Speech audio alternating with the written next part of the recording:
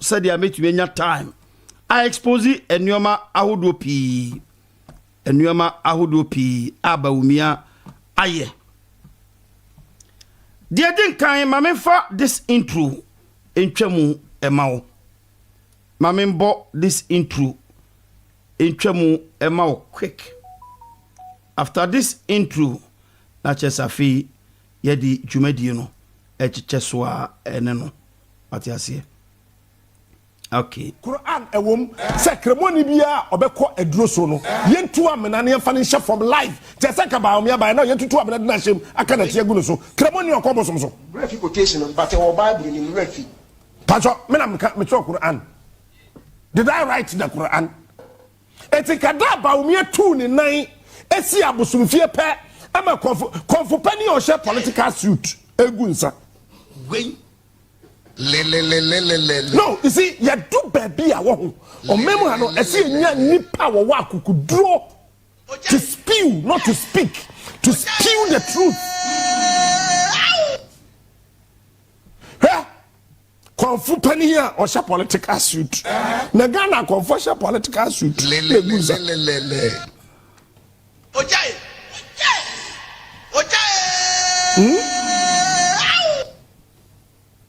Yay.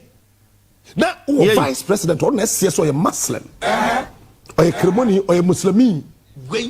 A large fellow Kromhaina, Babiaso, Mumunimushimunia Drubia, Samoa, Salaji from Wayne, Yawa. Imam Foyna, Bamiasa Momina, Yawa. Ojai. Upper comfort. Huh? Quran ewom se kremoni bia hey where dey nyon I want to be another the policy back to parliament cabinet after me ko ya no for mo breme me wu nyansafo our cabinet was sebi na na dream Dr. Mahmoud na se mu yi sa di pa we si nche na de nyame ya kire mu nyina why running mate 16 years. Why a vice president?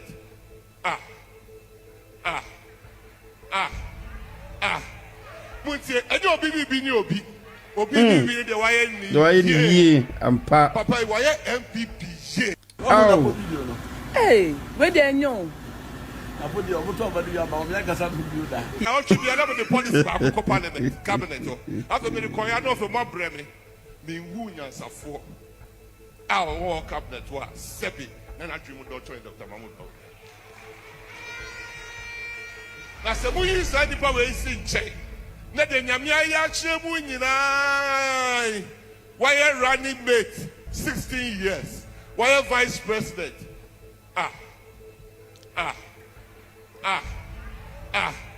muntie any obi bi ni obi obi bi the why ni papa why MPP oh enyo obi pripi ni obi ai enyo obi pripi ni obi ai senye wuni ankoa ene ni uni anase fia wo no ampa oda sani bia etumi ewunia ai napo the whole MPP the only wise man according to Napo the running mate to Baumia the whole MPP, including Nanado, are appointed Baumia as vice president.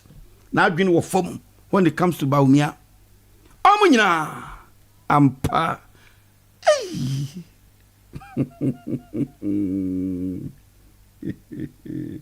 Adias, you can't mean and Tiasa Siso.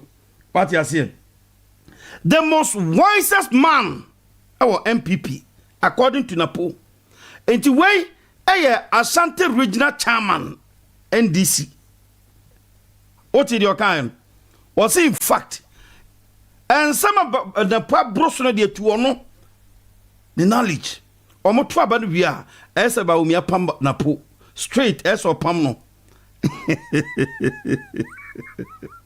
hey where dey nyon I want to be another the policy back to parliament cabinet after me ko ya no for mo breme me wu nyansafo and all these policies montimi am fix Ghana problem ene Bawumia gina bonte pacho with all these policies every week unya policy ediko odi koma nyansani a MPP party no nyansani bia ni mu biem apart from Bawumia hey MPP hey MPP pa ni nyame na twa o muka na se egrofo na di boni bi o MPP di boni bi sumase enam se jama nyame twa o muka o se den o odwen ho a wonti ase de bia bomb so no nyina firi Bawumia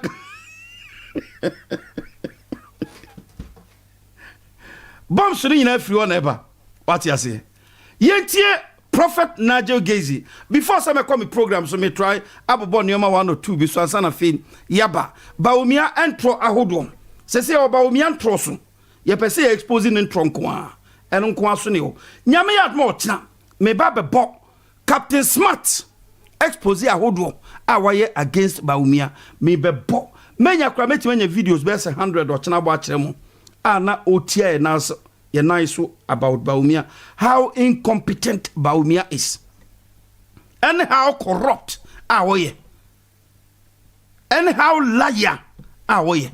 Ebe koni nyinamu na yedu oba mi woni na share video no ma very important to me. Sa oba obe share video no. Afei yenkoso a.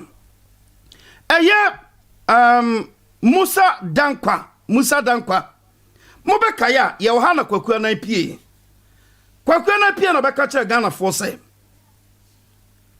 yan papa Apostle Dr. 𝗤𝗘𝗢𝗣𝗢𝗡 shan komo a o give information from onu kwaku na ho na onu kwaku na kwa give information from Musa Dankwa ho anso wa efia tantan efia so snega e ba abontin be kan kwase asem the same thing Bawumia camp abro wonya mu nyina be kan bi even ni friend Bulgaria kra ba abontin be kan bi bebre nkrofo pipie priobai ena no ya na yete say Bawumia best man mekan the best man cargo enso be gina abontin say eyomo ena ma so for information monkeka bi mame hwan bi em na aka ena de Musa Dankwa no a enso de abeto abontin say asofo no ba ne ho ebeji tips information ena de question kom na Musa Dankwa akoye interview bi e wasempa ye babeti say no kre say Musa Dankwa ni post na oye no real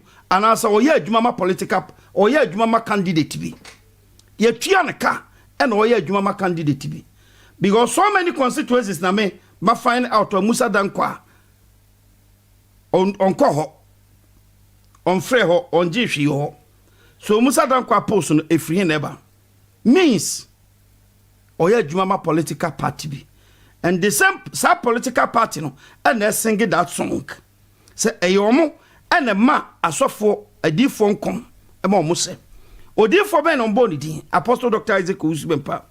Odifo ben and Bawumia suro no timi kwa na se ko bunko todwe pacho sa papa bompaye mame. Susuzafo bompaye maye no. Me cha nyum ne ato se mo kai nyum bi ba emre bi.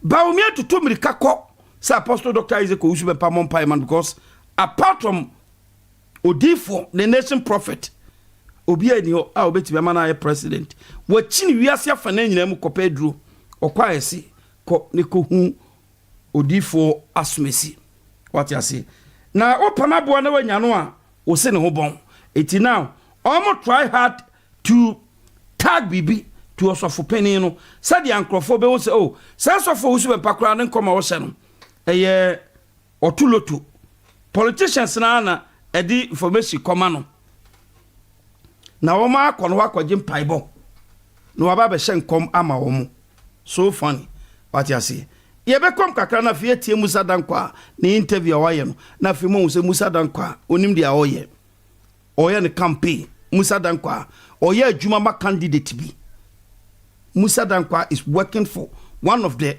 aspirant na omokon oye adwuma ma baako e straight what you see now Prophet Nigel Gazy prophecy be a wode buy some months ago and I said e bia me fan se be sa afie chini moma yenkotie that prophecy again na fi yembra Intino, your best me boom esre, so ye papa ye bibia, or no normal, it should not disappoint Ghana. No, President Mahama should not disappoint Ghana. The NDC should not disappoint Ghana. Because if we allow this regime to get closer to presidency, it will have national security implications. There'll be political instability. There'll be political. We'll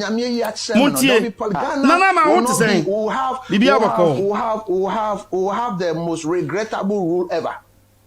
We'll have a bitter taste of rule. Are you making reference to Bawumia? Yes, I'm making reference to Bawumia. If we allow Bawumia, Napo, you see, the Lord opened my eyes and I saw, say, assumed in a chip.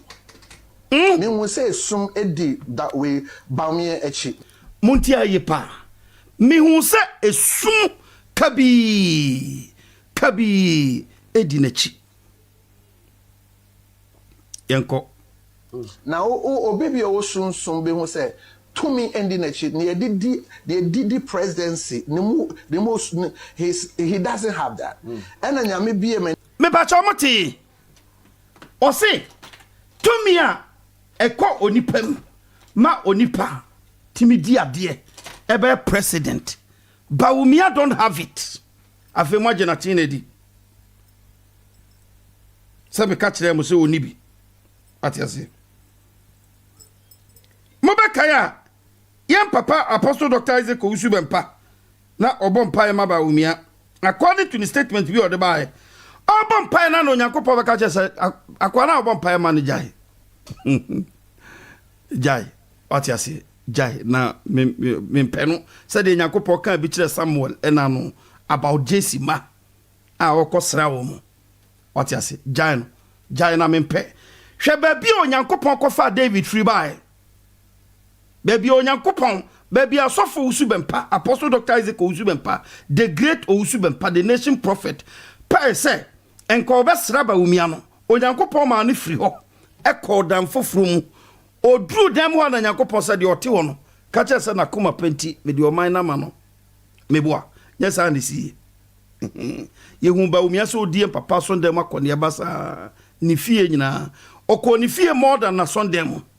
What you say? Moti, according to Prophet Nigel Gazy, or say, dear ma onipa bitumi be dia de, my friend say we a president no. Onipi, me catch am say, Bawumia, Dr. Mahmoud Bawumia, IT technician, Bawumia, digitization boss. What you say? The digital the whole Ghana, including school feeding. Only charisma. On to mean capture Ghana fund trouble mano, and mano menya 50.1 and fenia di Ghana. It too a very possible. Me say a bayamre ama yoma, so be rapani to krum dance. Bawumia, be dia di Ghana. Mama ye kosuna inti. One of the, I think within the months, some few months ago, me say auto ship so not a we friends we donkey so okay. And I say a flagging with the Ghanaian, yeah, they are clothed with the Ghanaian flag. In Sinami, and I said donkey na ship na enam kwan so. Lorry kwan so. So we the prophet no, in Yamini kasa by symbols. The donkey ship means governorship, and a ship ends and nante Lord Council. So Shania Nana Kufuado, Eddie Nami Wafa or the Afrom. Na say Namidi for a sign, can you mean quan? And before we bring he bet angel, and then before Cameron said, Wafre, I congratulate you. Muti. Now, Prophet Nigel Gazy be mentioned a different kukudam for the 12 ones. Our Moasa Siswa, Omo Kasasa.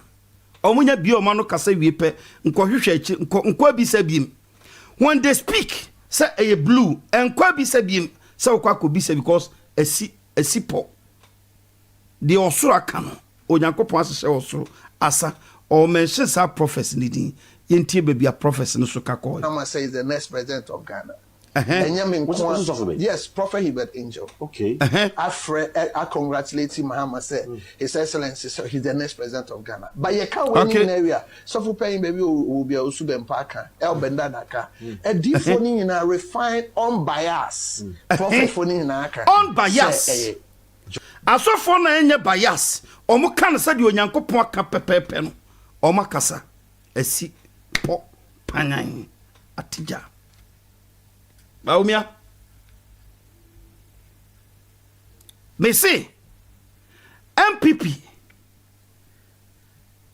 time omo de betena opposition. About extendable times where say 3. If omo ye mistake ko wi abanum de Baumia. Sorry to say that, but sanity. Because Ghana for no one kasa mpeba umia, and about umia na kasa ni charisma. And I said ya was fairly show. We are vice president in history of Ghana. Ebin sida. Say ya tuaba. Eji party bi esin chen. Na ye isi chen president Emma Abontin. President still who no say na mamu no bebu ya ne ne vice president our force in share party ni kon se party no to abama no American di phone ono abagina Abontin say ne boss adwuma no ye no e baller we di Ghana for abro nti ono ba be pa Ghana for chewo should tell you hwetama or the concede defeat hwetama or the concede defeat na hwetama or the be pa Ghana for chewo. This man is incompetent. Me twen wa biesi bibi so hwetama Baumia did accepted defeat. Never time Baumia tio hwetama or the accepted defeat. Never time Baumia the Abontin be pa Ghana for chewo tells you said the guy is too weak to become a president.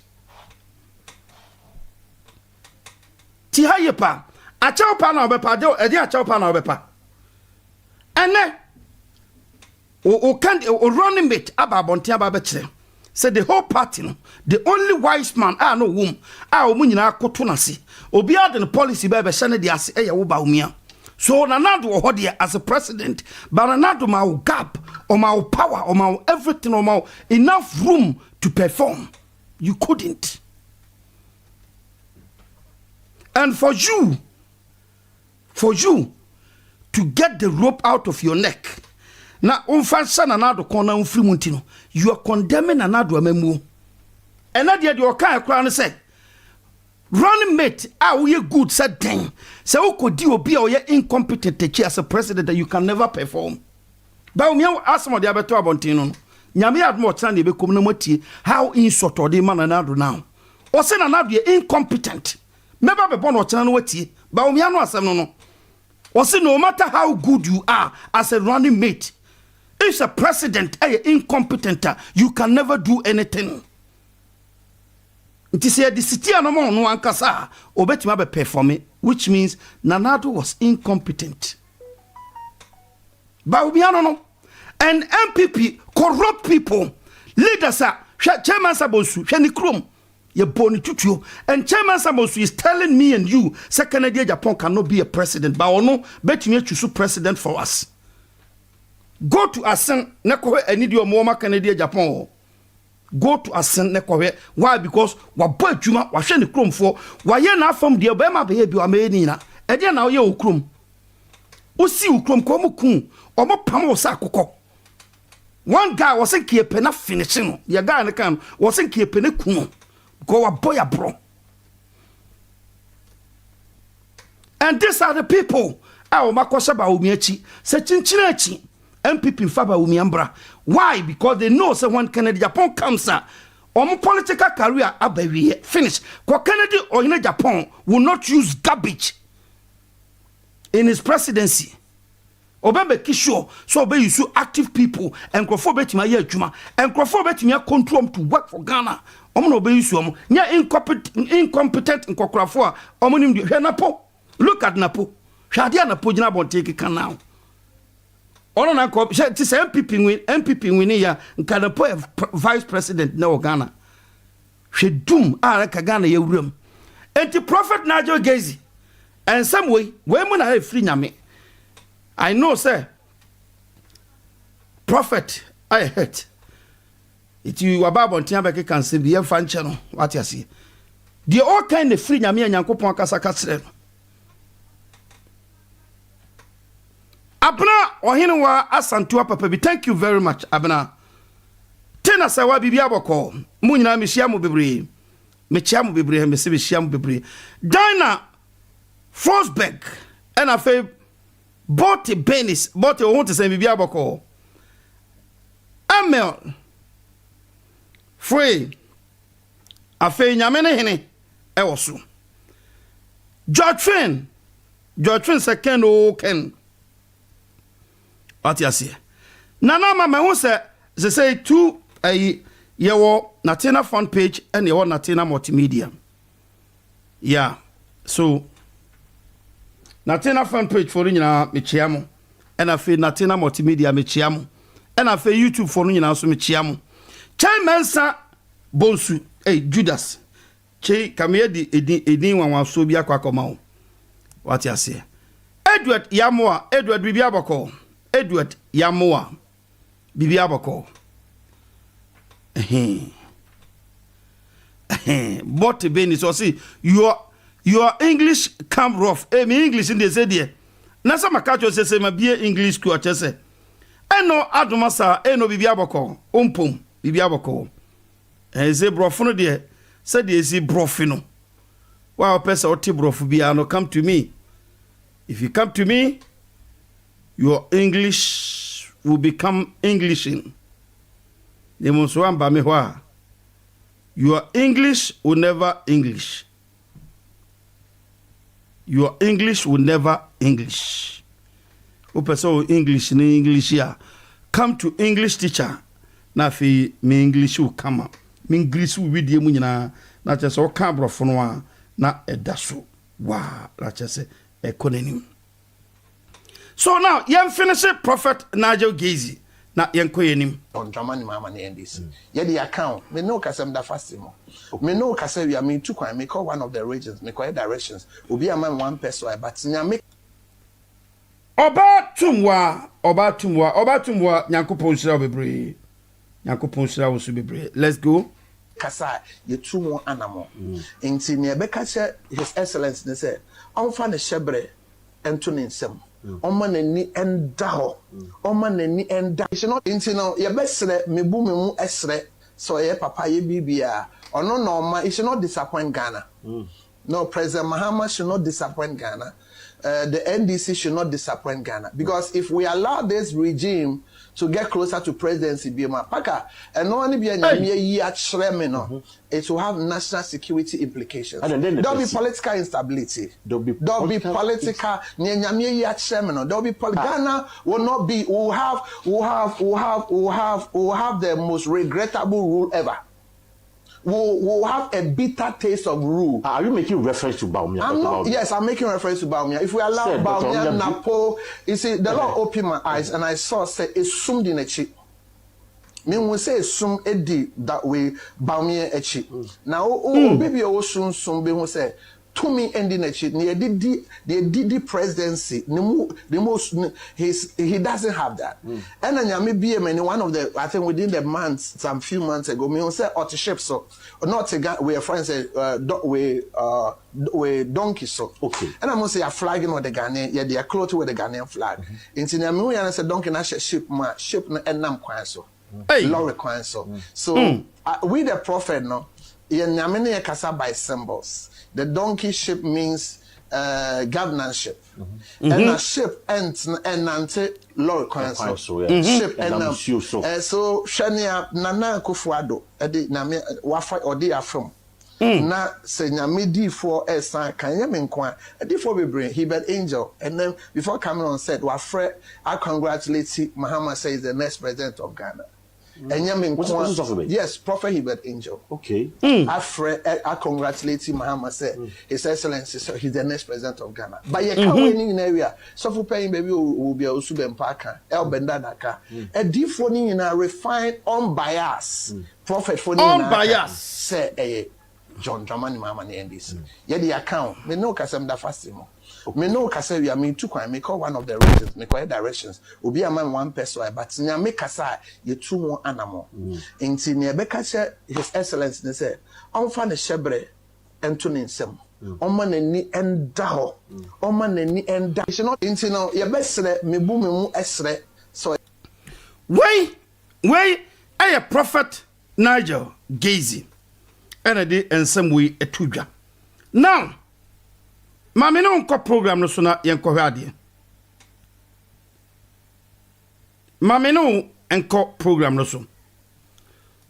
Baumia a Ghana for be friend Baulaya. What didn't throw abokibi? Ama, in fact, I reho. Martin and trouble about this and trop particular idea. Ano adin. Me see MPPA mistakes on be we abanum because abanu ade Kennedy or in Japan were fat no hands down. Ti hayepa because key members are a boa baumia ma baumia timi win first. I no kwa Kennedy nya over 30% no. Omo nyina jai no. Omo nyina so incompetent. Brian Champo mu nyina bonten de no mo kan. You can see say Baumia have nothing to offer. Only bibia offer Ghana apart from entro. So be chantro actually public on canocre. Tia and some about Baumia kai e wadi we mu. Na fe tia respond etwa so we nim guase as a vice president. Muntie no. We had to deal with fake insurance certificates, motor insurance certificates, and the difficulty of checking the validity of motor insurance certificates. There are a lot of fake motor insurance certificates. And we have implemented and digitized the motor insurance database, which can be accessed very simply on your mobile phone by yourself or the police. And you can just... Wahweni padudua egu as a vice president. Na uchantro, ube chantro, uchantro. Achire wa mu yemu nsi bibia mpem. Eye. Na wontumi performia. Wonsa etumi performia. Kan wano tume. Enuoma ne nsa nye yenko anana no ka. Tie. Dial a USSD code and know whether the vehicle you are about to board has insurance or not. Just this week in the UK, someone driving a Lamborghini was stopped. And the police officer was not able to tell whether this vehicle was in the UK insured. So they had to tow the vehicle. They had to tow the vehicle. It came in the news because they couldn't establish whether the vehicle had insurance. Now they need to come and implement the motor insurance database because they could have just used their phone to find out whether the vehicle was insured or not. So we are ahead of many of the advanced countries in this area. We're ahead. TikTok experience.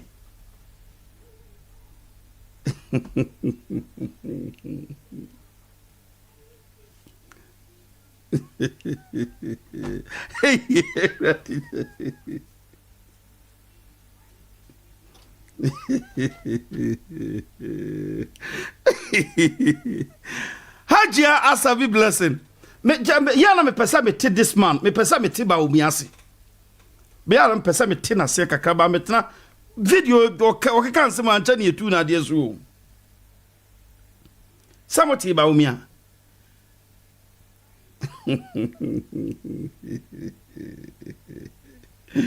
UK advanced country like UK. Police and to me check your car. Your number plate. Who can. So I insure car and as a car insurance be any so. I want to know details in UK here. Intiness UK form. A best from Ghana. Na omode ba UK. Inti Ghana Baumia is performing good, better than more than on credit or the man. When it comes to economy, this man is running away. But will take it other side credit. Stephen also welcome. Matra you catch it. Major insurance kura kita kroma say binima meka say me kofa be 5 years in and me kura insurance kroma. What you see? Before say me kura insurance no. Na no so na me drive be na me sua. What you see? Me can be bruna. Yes, na me ni lands so na me drive kroma na me sua na elbow me car ho. Ada bi obi ti beside her. Me ko be bi obi ti beside. Esa na wa ma wonu anu ho akọchiri ho mo obi o wa o nso twifa mo kuro mo okura lances ba na musa what you say. In this country say police car di wanim ana police car di ochia dangerous if say wundi lances ana say okano road tax ana say insurance ana MOT and now car no so you have problem. Because mo kanu camera boy nimu camera boy chi udi o manima ombetimi achew udi o machi a ombetimi achew de ehia ne se ombebo number plate eguso ufie wan hwa opie to a wo hyekra ba begu sa de ketwa na esi nanim no so and they will you catch now ba omi akra me president o me vice president in UK here and ne ba omi atwantro because on himself my UK on Ghana na that be o din trust how the den unye nipa uni conscience ba umia because of akonya o person otena so because of self person o president at all costs so you have to lie to your people. How can you just amentias here and to we crowd here sondodo tie kakreti tie. Because they couldn't establish whether the vehicle had insurance. Hey,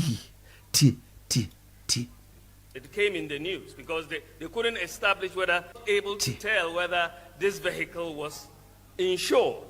The officer was not able to tell, and the police officer was not able to tell whether this vehicle was insured. Hey, okay, unim. Nyame admo chame ba me use me phone na ma kire wade. Me phone de kura me sisie. Me car met me check me a car. Ehu tama me MOT bewu. Tama me insurance. The insurance me bibia. I can check it on my phone. Everything on my phone. So I hear me wanwa. Say ehena ba umi akonya this information. Timi ye bold. Timi jina Ghana for enim. Can atro same way eche Ghana for. We didn't trouble about this particular true when we meet na me ho wo so say because one say me na me interested or politics him say me be hwehwe but me chance say me digi papa yi kakra akona se kakra ahwene nsem chese entronko a ba umi aka say nyina entronko and throughout how can you become a president on kan kra utwantro na when you catch and say oye otrofo o say Canada o yin Japan me pa che on what this me met me aka so oye otrofo with the meeting, mechanic pense ba umia. Now, before no say me tis or your trufo, but Fedie a confirm it to me, said this man is a big liar. Baumia a big liar, and we will not sit here and watch this man to become a leader of Ghana. In Ghana, up and down. And throw it. So they had to tow the vehicle. They had to tow the vehicle. It came in the UK. Sir, police. Na tie dia ba umi aka senya tro no odia. UK police before so be stop you. Na wo say o car no bibi wo ho. Uni insurance. Uni MOT, uni road tax. And obetimi stop you. Say when timi am find out. Say uni sa nyoma obi oni right so be stop you. So before say police be stop you. Na either say uni insurance and say o MOT. And I say beer, or man will say beer or tie, avi, and I be or cow, and on best stop you. And almost stop you pet, on beto can, Sada UKT, on beto can. Or when you stop you road pet, on my own driver can be him. Just say beer, Nancy not snot. Nami ya elite, me ponwa, Nami ya elite, and I'm a son, and I'm using me kill 7. And I'm a son, and I'm quite so.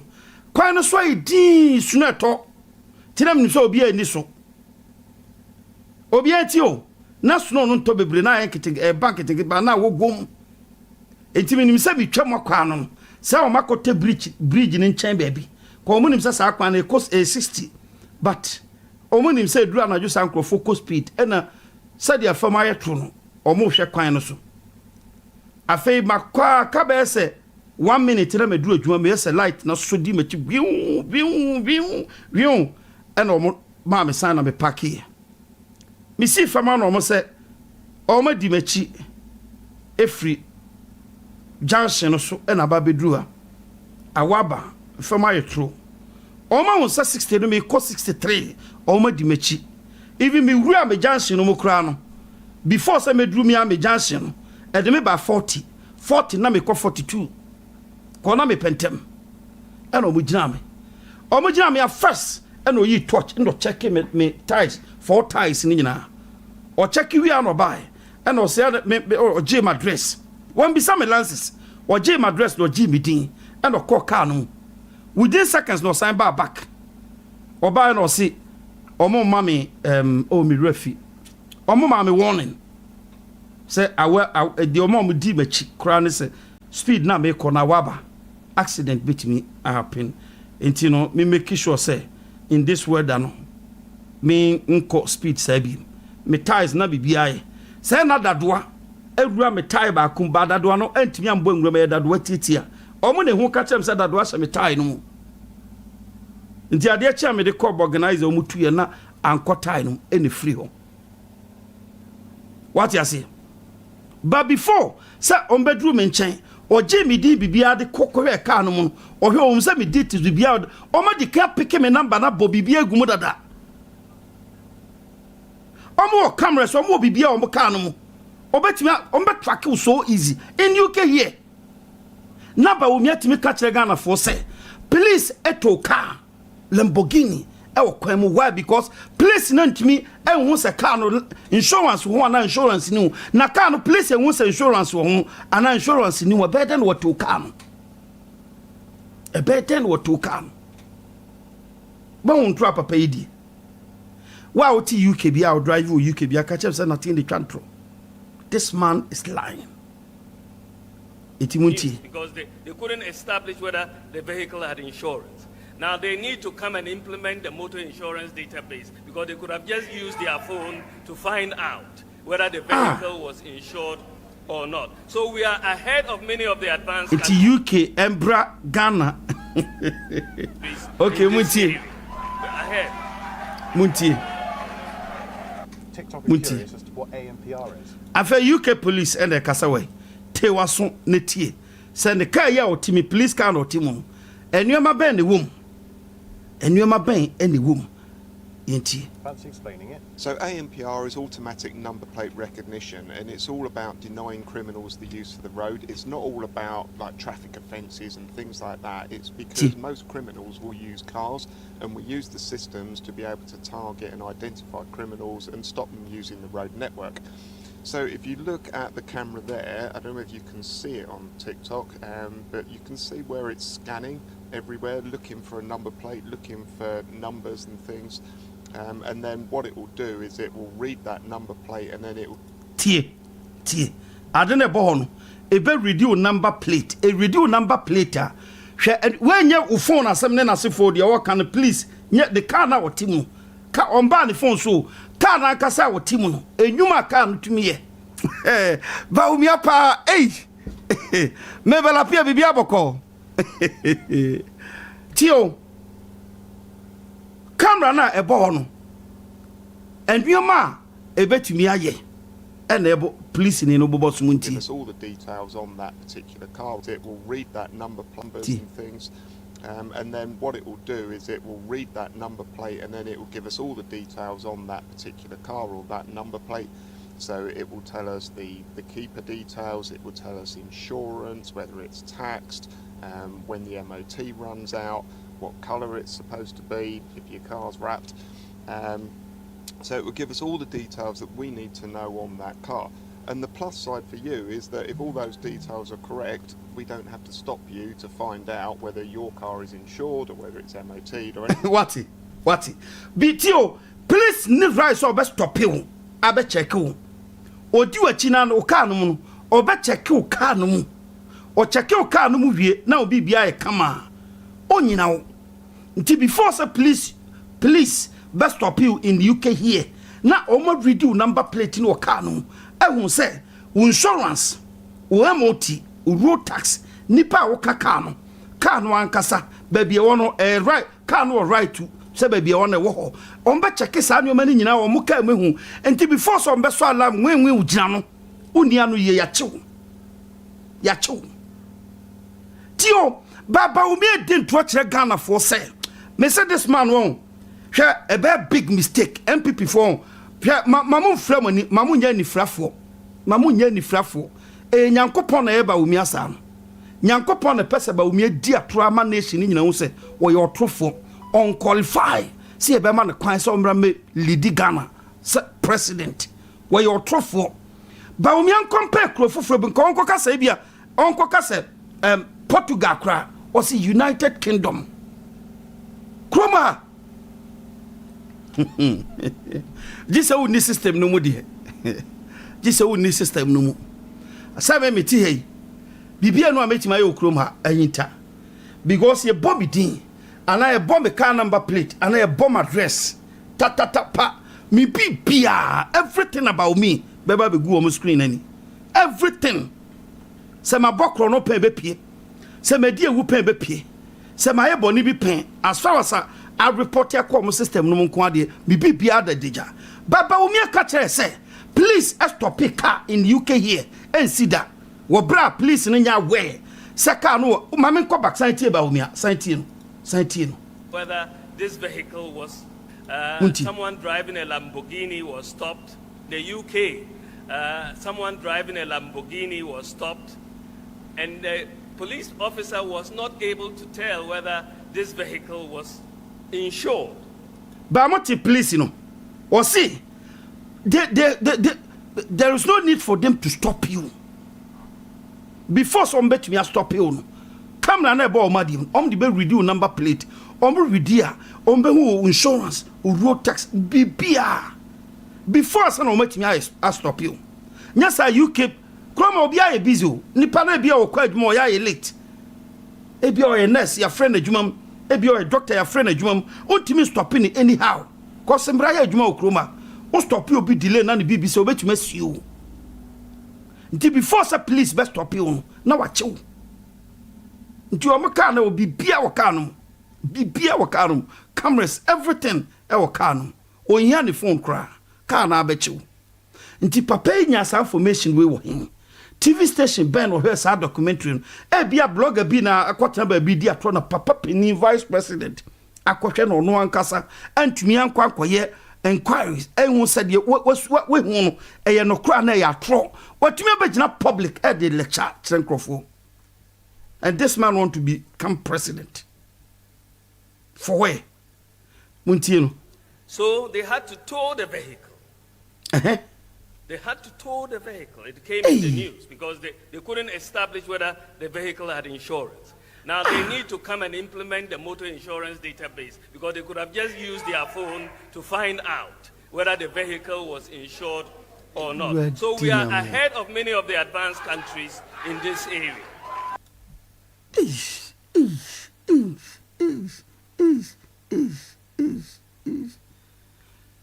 Edward Yamoa or say is the same like Germany. And a Mebelapia or say in America too, apostle. Na sister modi e ba ya cho nti sa fe na ka wo ba umi awodi bi ko Ghana ka wano tu e ma ne nkoye se e ade a afe na ba etimutie UK please our exposing systems to be able to target and identify criminals, all about like traffic offences and things like that. It's because most criminals will use cars, and we use the systems to be able to target and identify criminals and stop them using the road network. So if you look at the camera there, I don't know if you can see it on TikTok, but you can see where it's scanning everywhere, looking for a number plate, looking for numbers and things. And then what it will do is it will read that number plate, and then it will give us all the details on that particular car or that number plate. So it will tell us the keeper details, it will tell us insurance, whether it's taxed, when the MOT runs out, what colour it's supposed to be, if your car's wrapped. So it will give us all the details that we need to know on that car. And the plus side for you is that if all those details are correct, we don't have to stop you to find out whether your car is insured or whether it's MOT'd or anything like that. Because almost video car number plate no ha. We na bibia ka. Any cause almost to stop you. Bibia je. No almost reading no mo say o car no. Fort wo bibi o ho a entwa ya they will stop you and then tow the car. That's all. It is a almost fine wa wakwa tua wo fine wo na wakwa tu car. That's all. What you say? Enti ba umi akonya information we wo hen e no di betwa nto e kire Ghana phone. This man is a liar. Ba umi a liar. Nisu ne ne ban. Hwe eba ye hwe ade wa. Ye santie this video. Another and trouble we expanded to include banks and non-banks. So Tanzania Meba on the ANPR. Meba. Mo ya se no. Se si a edi a mo dia man se si a global liar. Se se ba umi antron across the border. Afro ship in fact across the Red Sea. Abo wura bruchiri. De si a onye ba liar keke si o global ene gu asie no global liar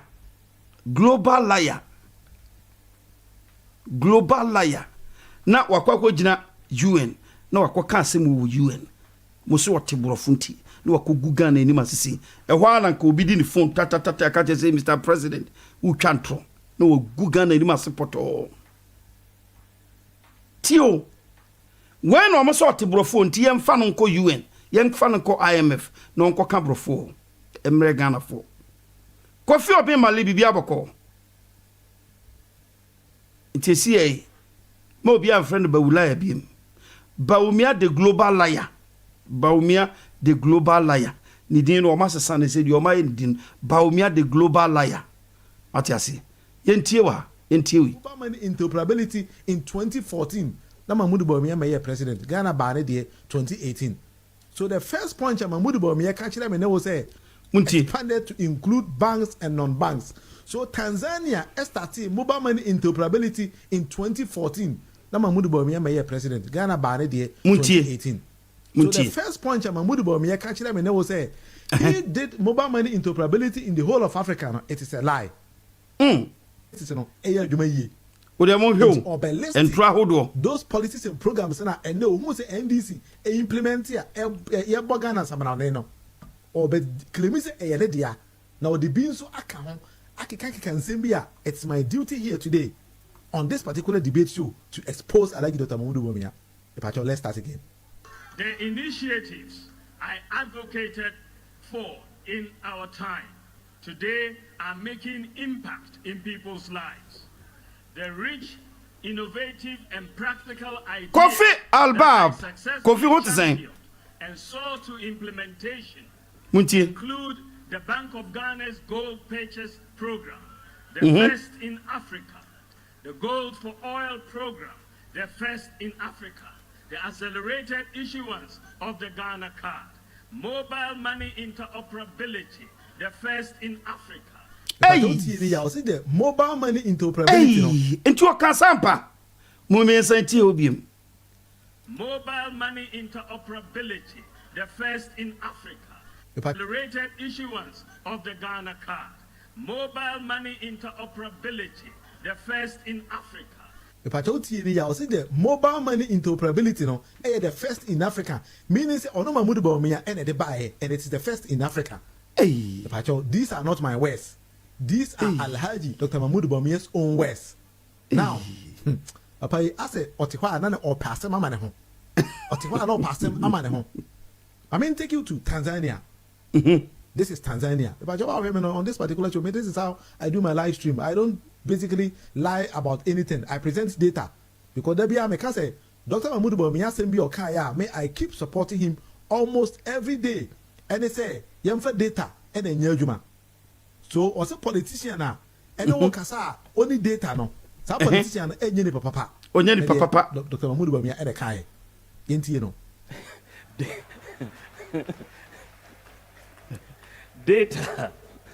Data brings light. People who don't like light don't like data.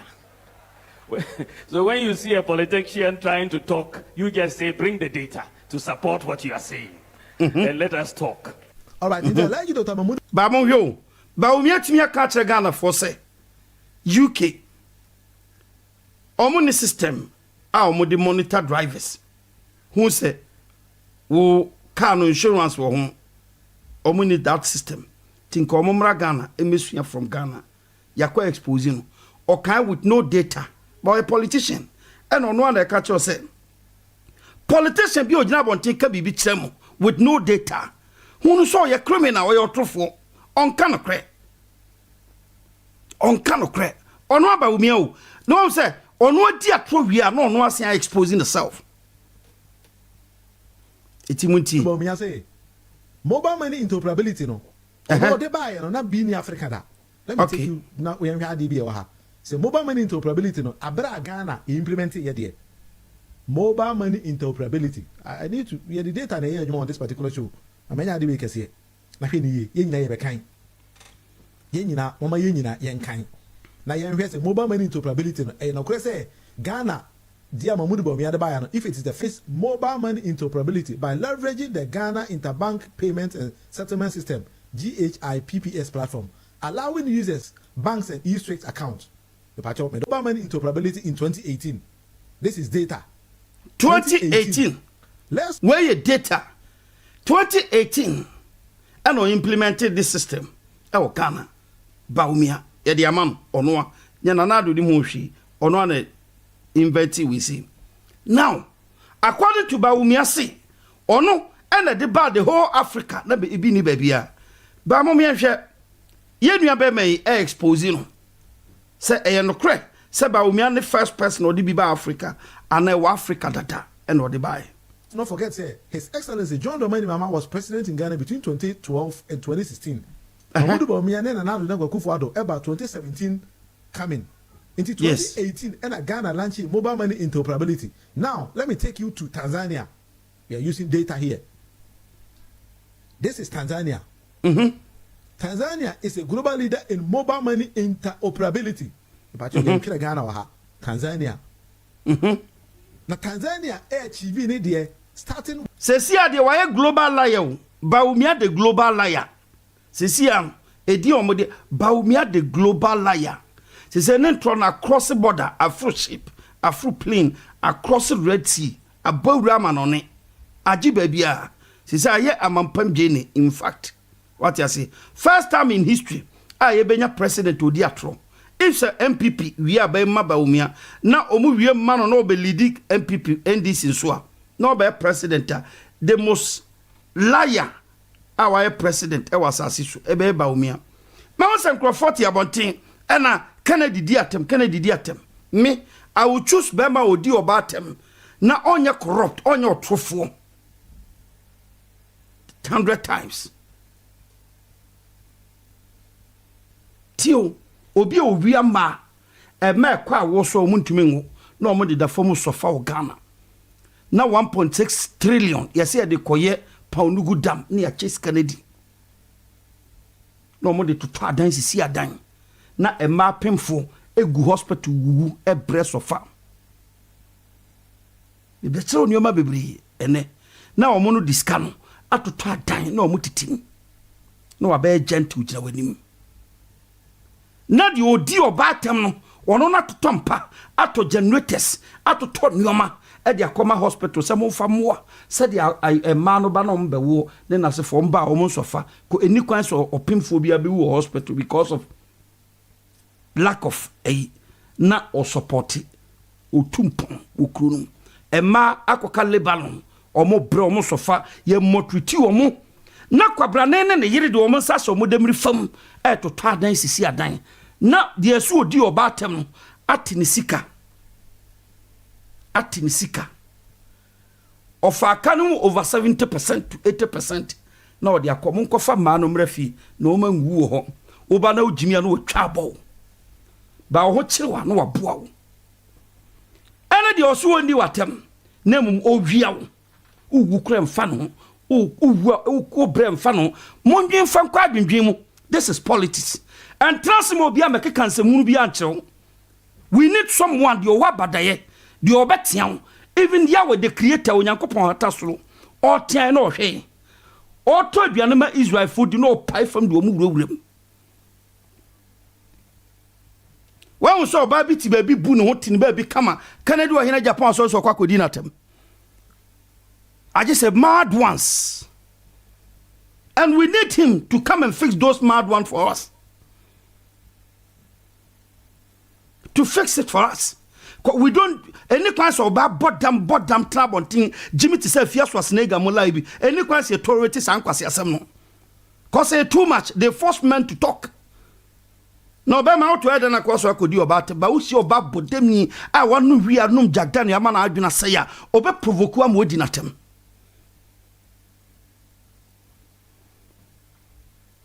Enti Kennedy didi atem odi matem ne nasefo ne me buy sa anoma no. What we need is a system. I bema respect each other. Bema ndi bema tem, obe ndi bema tem, bema ni obatem, obe ni bema tem. We respect each other. Said the oba bruchire hu no, omo to try am pia rough sir. By a system no, bibia nkontrol de ho. Obi anye hwe. What you say? Ha untimi ndidi. Obi de ne kraman nam krom okwa na ne bags, ni gloves bibia ka no. O kama jane na gun from us of free home. A system. So we need someone who can discipline us. To say we Ghana baby discipline ya juma uko military ya juma opa. Military matrabe ma campaign discipline ya juma. Ba pass krona kasa itimu no discipline. So we need that rumble style. A system no. Obi obetimi ama ya adwen atiesi no ma papa so enya these people come yes we do a gentle obunu na kom die na ebre abreche nwanwafo e krom na ebo nkuku abreche Ghana opese wia Ghana ni a ye gentle na bibia fa bibia ewura bukum. That's it. Ube wia no sisi a manage uni anya ntina timbe bie bank na Crawford musika gogo ade wache se bank na gu ya close no UK itimi siwa ba Ghana esi mpanifo no bebre ni mu bi omo na transfer anoma no because omo nim sa Ghana de o de present bi because na nim kama mane hu sa wo ya gentle o hu ha dwen wo ya this way o de ne sabe wura onum sesi am waka no o de sabe wura wonum am waka no ba no kra ne se. It's not about so be the dear temana. Donald Trump, where the oil America. Abontinya no de nsa sabi. Eso so mato de nsa. Nioma bebre na Donald Trump aya egu media iso pastor on the rule America is here. And obu ne say one of the greatest one. Waba omuntem. What you say? Enti now, sa nioma na omoti abontinya de mesrew. We delegate entie sa no man kra na mum tie o kan difo a wo dintro o twantro on kan kra e tuntum no de fufu na ekiro e fufu no de tuntum na ekiro o prefer ono dan wine biem. What you say mun tie no 2014 interoperability agreement between major mobile networks operators. This system has since expanded to include banks and non-banks. So Tanzania started mobile money interoperability in 2014. Na obia shase bibiase 2014. Wa be shase 2018. O se wo na de buy. What you say? O de ene ba o mi antro ho nsem ko ara pesa me no yenko wa. Data. O me ka se mi enti a wo se yi as far as ba ko se wo we ni zongo ba ko pe. Na munti wa we ni zongo ba ko pe. Na o data. O ka so no the data yi wa no. No me ka se me nti o si subi. Subi. Amedia school mo uni o. Na subi na Amedia school mo ye say eh Hausa for na to aba o. Eh school na ye enkemofo school, but mo to aba o nyina ya akanfo. Na wo so di data. Ane ba me na fe ma wo bon papa. Muntie. Wa bon papa. Muntie. Hwe. Amedia school mo to aba ye wo nyina ya akanfo. Akan. Disanu na so de ye wo data ne say ehwo ya Amedia school. Nti no mo to aba wo nyina ye nkramofo na wi ni ye de ne na ba wo ya wa bon papa. And then mo say wo data na wo kan data hunu. Ba wo ya wa bon papa. Me na make a show. Subi na metie. Baby ya to aba wo Amedia school mo nyina ya akanfo. Nkramofo anantafo mo to aba wo kra no. Me se wo mu nu 1%. Disanu no wasese de aka wo data ho no de a na asese assurance ne konkonsafo de a ene ba wo ya me ka jo so wo no wa bon wo na ye konkon papa. What? Subini or the car ni data no the buy no. So the bar be expose Brian and champion. Because Brian say when to me and win any zongo community bia and okofa constituencies e buy and wakofa bia because e da was Ahmedia because school ho sa kan phone go wakan ni nyina dia fra ni data no mo. What you say? And obi or two abe exposing no. And o abe exposing no. Say e hona wakana kan phone go. Omo na to aba nya nodness. Wa exposing no. Big time, so easy. Now, o chantron so o chama ho da so china is so easy. What you say? So easy. Yanwe ba kunwa. Yanwe. Maya ye team ni penya opportunity ka create na nipa so o chantro e de che nipa.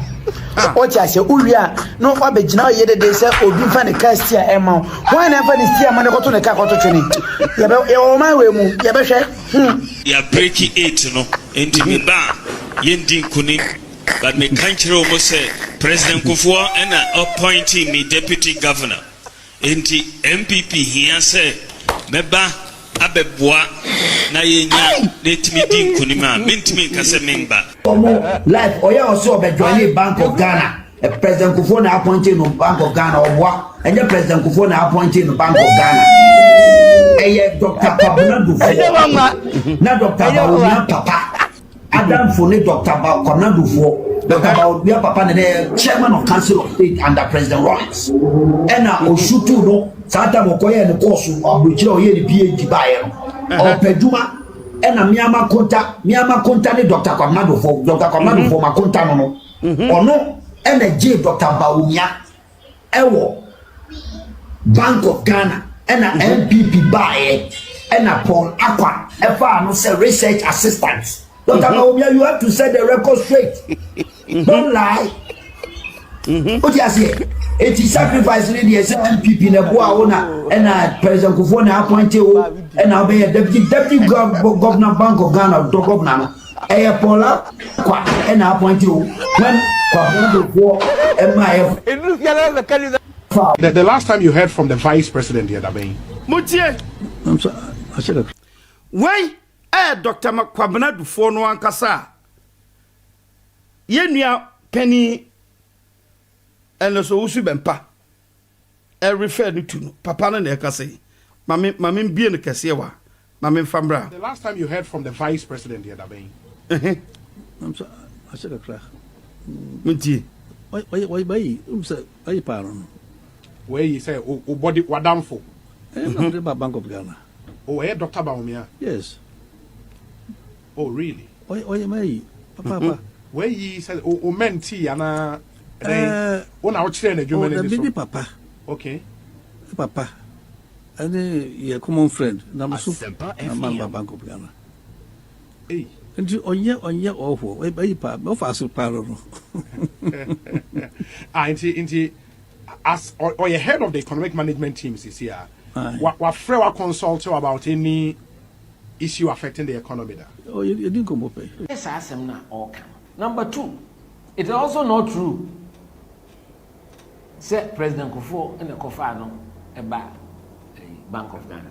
It's not true. We came into office in 2001, and I was President Kufuor's press secretary. Yeah, by no, not Dr. 𝗥𝗘𝗢𝗣𝗅𝗡 na governor. President Kufuor in his very democratic way, while moving, oh man, we any time. Go do for any day, Dr. Bawumia, a bank. And Titus after do for call, you know, and you call Paul Aqua, a free IMF. Your friend is a governor.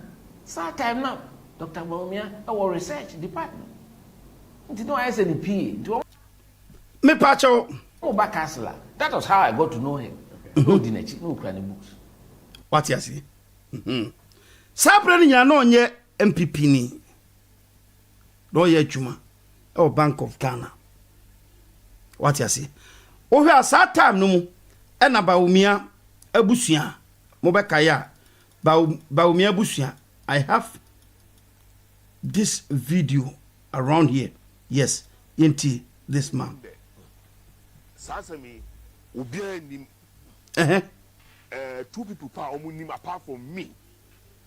Say, and then to because I send because Professor Mills, one gentle, Ebusia, who President Rollins, Bawumia Busia for about Bank of Ghana. Muti. Send Professor Mills in front said about the 2004. Mati. Mimi office number but 2000 and what? 2004. 2004. Muti. So when you say na Bawumia papa no you're chairman of council of state under Rollins. Yeah. Nti ebra o si Kufuor appointing and also ye adwuma mandi na okwa kopɛ vice president edi ewo NDC mu. Ba hwe na ntro a won ne yiri gina bontin a wo mutwa kire Ghana fo. Bawumia ntro na me bobo so no. Bawumia ntro na me guso a me bobo so no. Me bobo so ba ene mbehu ntro mu asoto. Ene mu beti ntro mu ntro. What you see? Yankwa yensan kohwe another kumbambam ntro baako ewa ha. Another kumbambam ntro baako ewa ha. Yentie wenso yentia.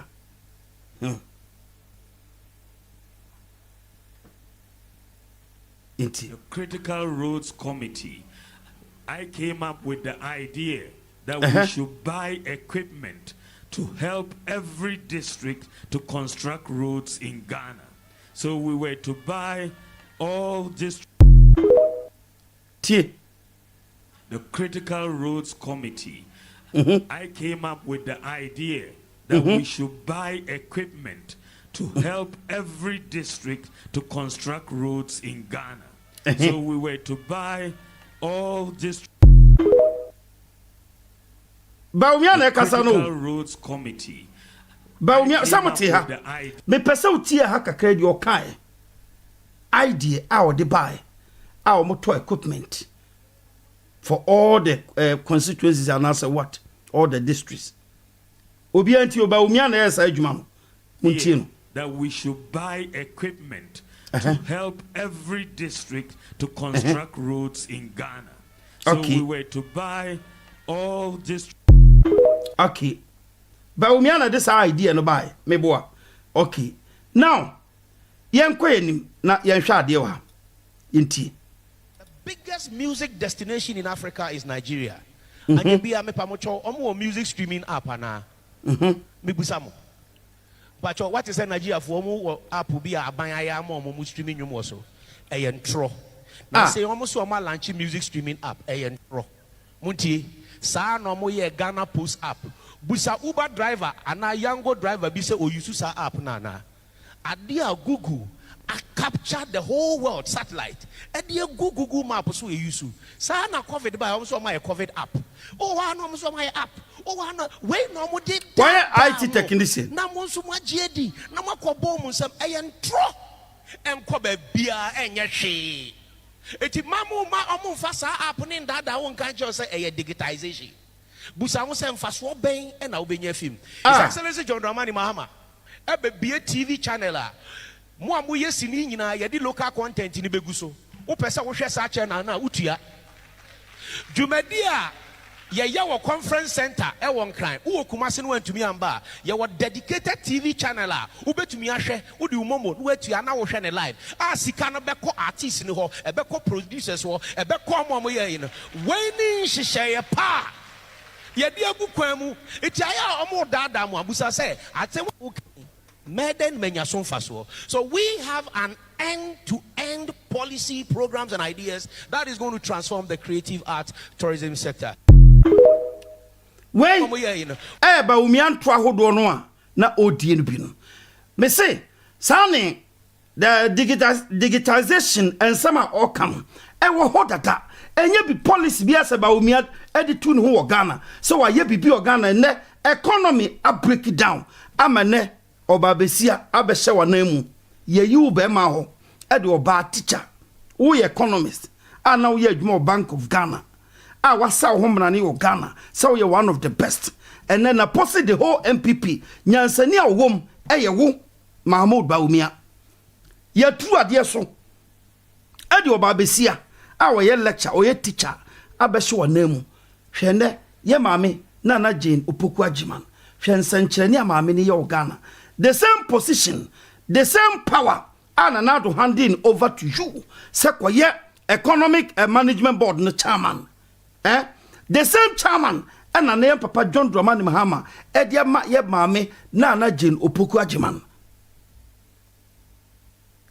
The same post within 1 year, dollar, Mamina Timia share, I'm on drop it dollar, about down, Abato baby a day in there. I'm an again, ye pay who was yassing. What now, 8 years? If we are see Ujina won't take catch the Ghana for say. If a president in here incompetent, or running mate, or vice president, there is nothing you can do. But what you say, Ojina has son home running. So, trucks are Nanado Krabegu district or Mudi Yakwan, and not yet what claim man, so on this idea no buy a buy economy no more, or see a hot dear Nanado sad line at the Maniniano. Utimi kofa idea way by, am I a Tonio Macopiti? Idea bet me my economy no and only the main point and another do buy sebeboa non fixing and no dey say another you feel and 20 me amfa idea ma am yam fan fix economy no now what the idea buy am here to trucks e because truck in the ekoto ye kwa koton 1 million ye bet truck na nka so am koton so on beton 1 million on be charge Ghana be 1 billion e hono mu benya fa so aflu nti e no de wo odin and the obeje sa credit na ma ko bibi free moba economy na ehia ye no be pemene ba o miantumi ma abonten you so de about the economy no and we yi ni ho free mu se onka woni mo hwe na na do incompetent or no onye incompetent but either tense ne de o claim credit no ma no this liar otofowi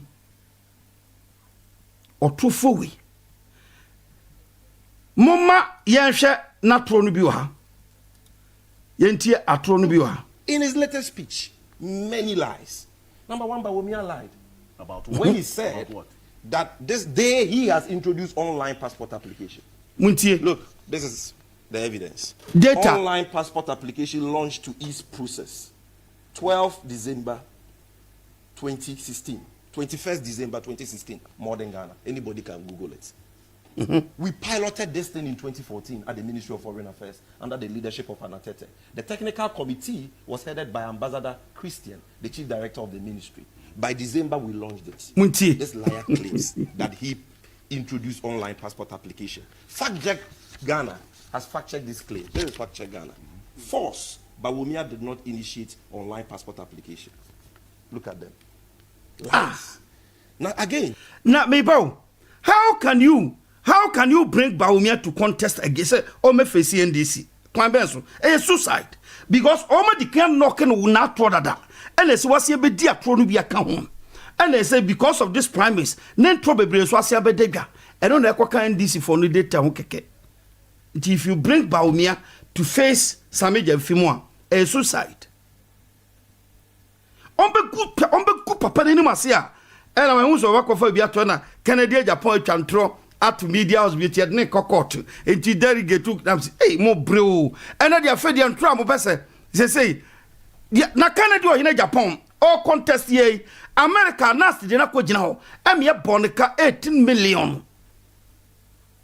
The man fight back to make sure says can won tua waba to egu and here baba hwe why tina Kennedy or in Japan media house AC no e den na Kennedy Japan okogina America nas de ni kogina ho why office and a corrupt ni kosie why na bokro no won office anas ko video no Kennedy or in Japan be fight here e de ni kogina court ba umi ankrofo san be gina bontin se Kennedy Japan edidi atem wo twantro nti ne de kogina court ekwa charge no Kennedy wabre o in Kennedy Japan honorable wabre hwe awia so ade ya no se wakun wako protect obi na the same person yusu bia wo skills wo tactics bia wo namso ye dia wo ye ne di tiaw public eni e ba hwe videos anas ekobo American court kire say vice president office corruption na ekoso boni na odi on the office and the president office and no video nya these videos and no try so ba expose and until na Canada Japan attacking gu nanim as public and that's all those videos our American court ba umi office me ba be boss si a kire mu eno na Canada Japan hu ya odimirkanti na ona kwaku ba ko mu nyina ko no se kwaku ba ko mu nyina siu no e ma obegina bonti de ma ona kwaku ba ko nya ntokwa no se o se kwaku ba ko ne dia na ase nim de ne call Jubilee House. Person go MPP anymase. Canada Japan they didn't say see no fighting this fight for you Baumia and president. Come out and deny. And ka wanim guasen ka Ghana former out resigns abrena. Kwa nyoma na ka nasi di be go abontin about you and ka resign. And a Canada Japan fast out to kwa we man ho. E kon Ghana who watches watchman. E wi asia e de ne krono na Baumia nkrofo bosi e kuru Canada Japan evil people. Bonuai for muni nkaye etimodefo esum ebua ma adwene ne makoma so muni tema. You have no conscience. You want to become a president. Bonuai for nipa papa ma wa nkaye unim hwe. You want to become a president. Hwede odi apostle Dr. Isaac Owusubempa. For Nanado to become a president 8 years Ghana, this man so for Owusubempa breast of fire. Shall tem nyoma ekọ papa iso Ghana. Ne time kase pa Ghana sha se time no na papa bia na no kra na nkrofo di na tem because of MPP.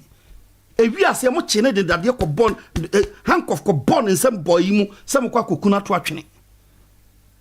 Etimodeni abro you want to become a president. Me say MPP answer the face.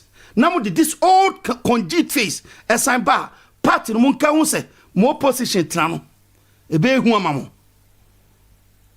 wa hwa mu bebre betum sintudia mo be jai party no ama party negu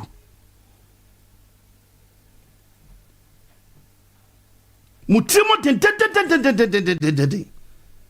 na fe na mo be gina ho e ka kire se adidija nti na ma o mututia no what na see 8 years Canada Japan tiabonte catch say didija na mo ye no party no begu munka mo enkohwe grassroots de na be kan o ma bronye we wa fe ne sisa ponchin e betena bonten say ma Canada o hina Japan contract and the other thing wan kohwe na wuti yo o ka den afi na wo nya data afi na the policy ba afi be grassroots for 8 years na tena konwa no modidia me Canada Japan catch mo say mon konkohwe mo no and now was Canada Japan and now me baba che Canada Japan contract na mo se mo de man no and nyoma wo no akasa contract na mfa so wonya wo mu and nyoma wo de ye wo Ghana and nyoma wo de bi ye Ghana na fi enhwe mu nyina de obi ade ne de ye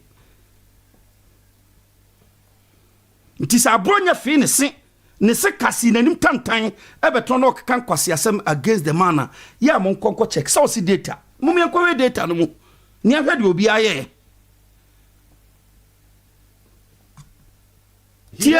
Like lawyer Martin Pegbu said, that he has fixed Zunso. How did he fix Zunso? When he has not added a single megawatt of power to our generational capacity or invested in the power sector. What all they have done is to build and accumulate debts in the power sector. Today, the indebtedness of Ghana in the power sector alone is over 23 billion. We owe the IPPCs IPPs over 1.4 billion. I like. And now some 1.4 billion say Papa Mahama betuya. Someone to so betuya. Wetuya kan. This is MPP presidential aspirant Nana Poku. NDC deserves credit for ending doom. So mean Kojo Poku. It is here. NDC, energy analyst. He appears on this show. Allah. Bawumia, March 2016. Mahama deserves no credit for fixing Doomso. This was an interview he had in the studios of Joy News. Kojo Yankson, your good friend, interviewed him. And he was talking about Doomso, and he was reminded that load shedding had ended on the 24th of December 2015. And that Mahama had brought in the power badges. Just like he said he would fix Doomso, he had fixed it. He said, oh, even though Mahama has fixed it, we shouldn't give him the credit. That is Bawumia. Today he's lying that he fixed Doomso.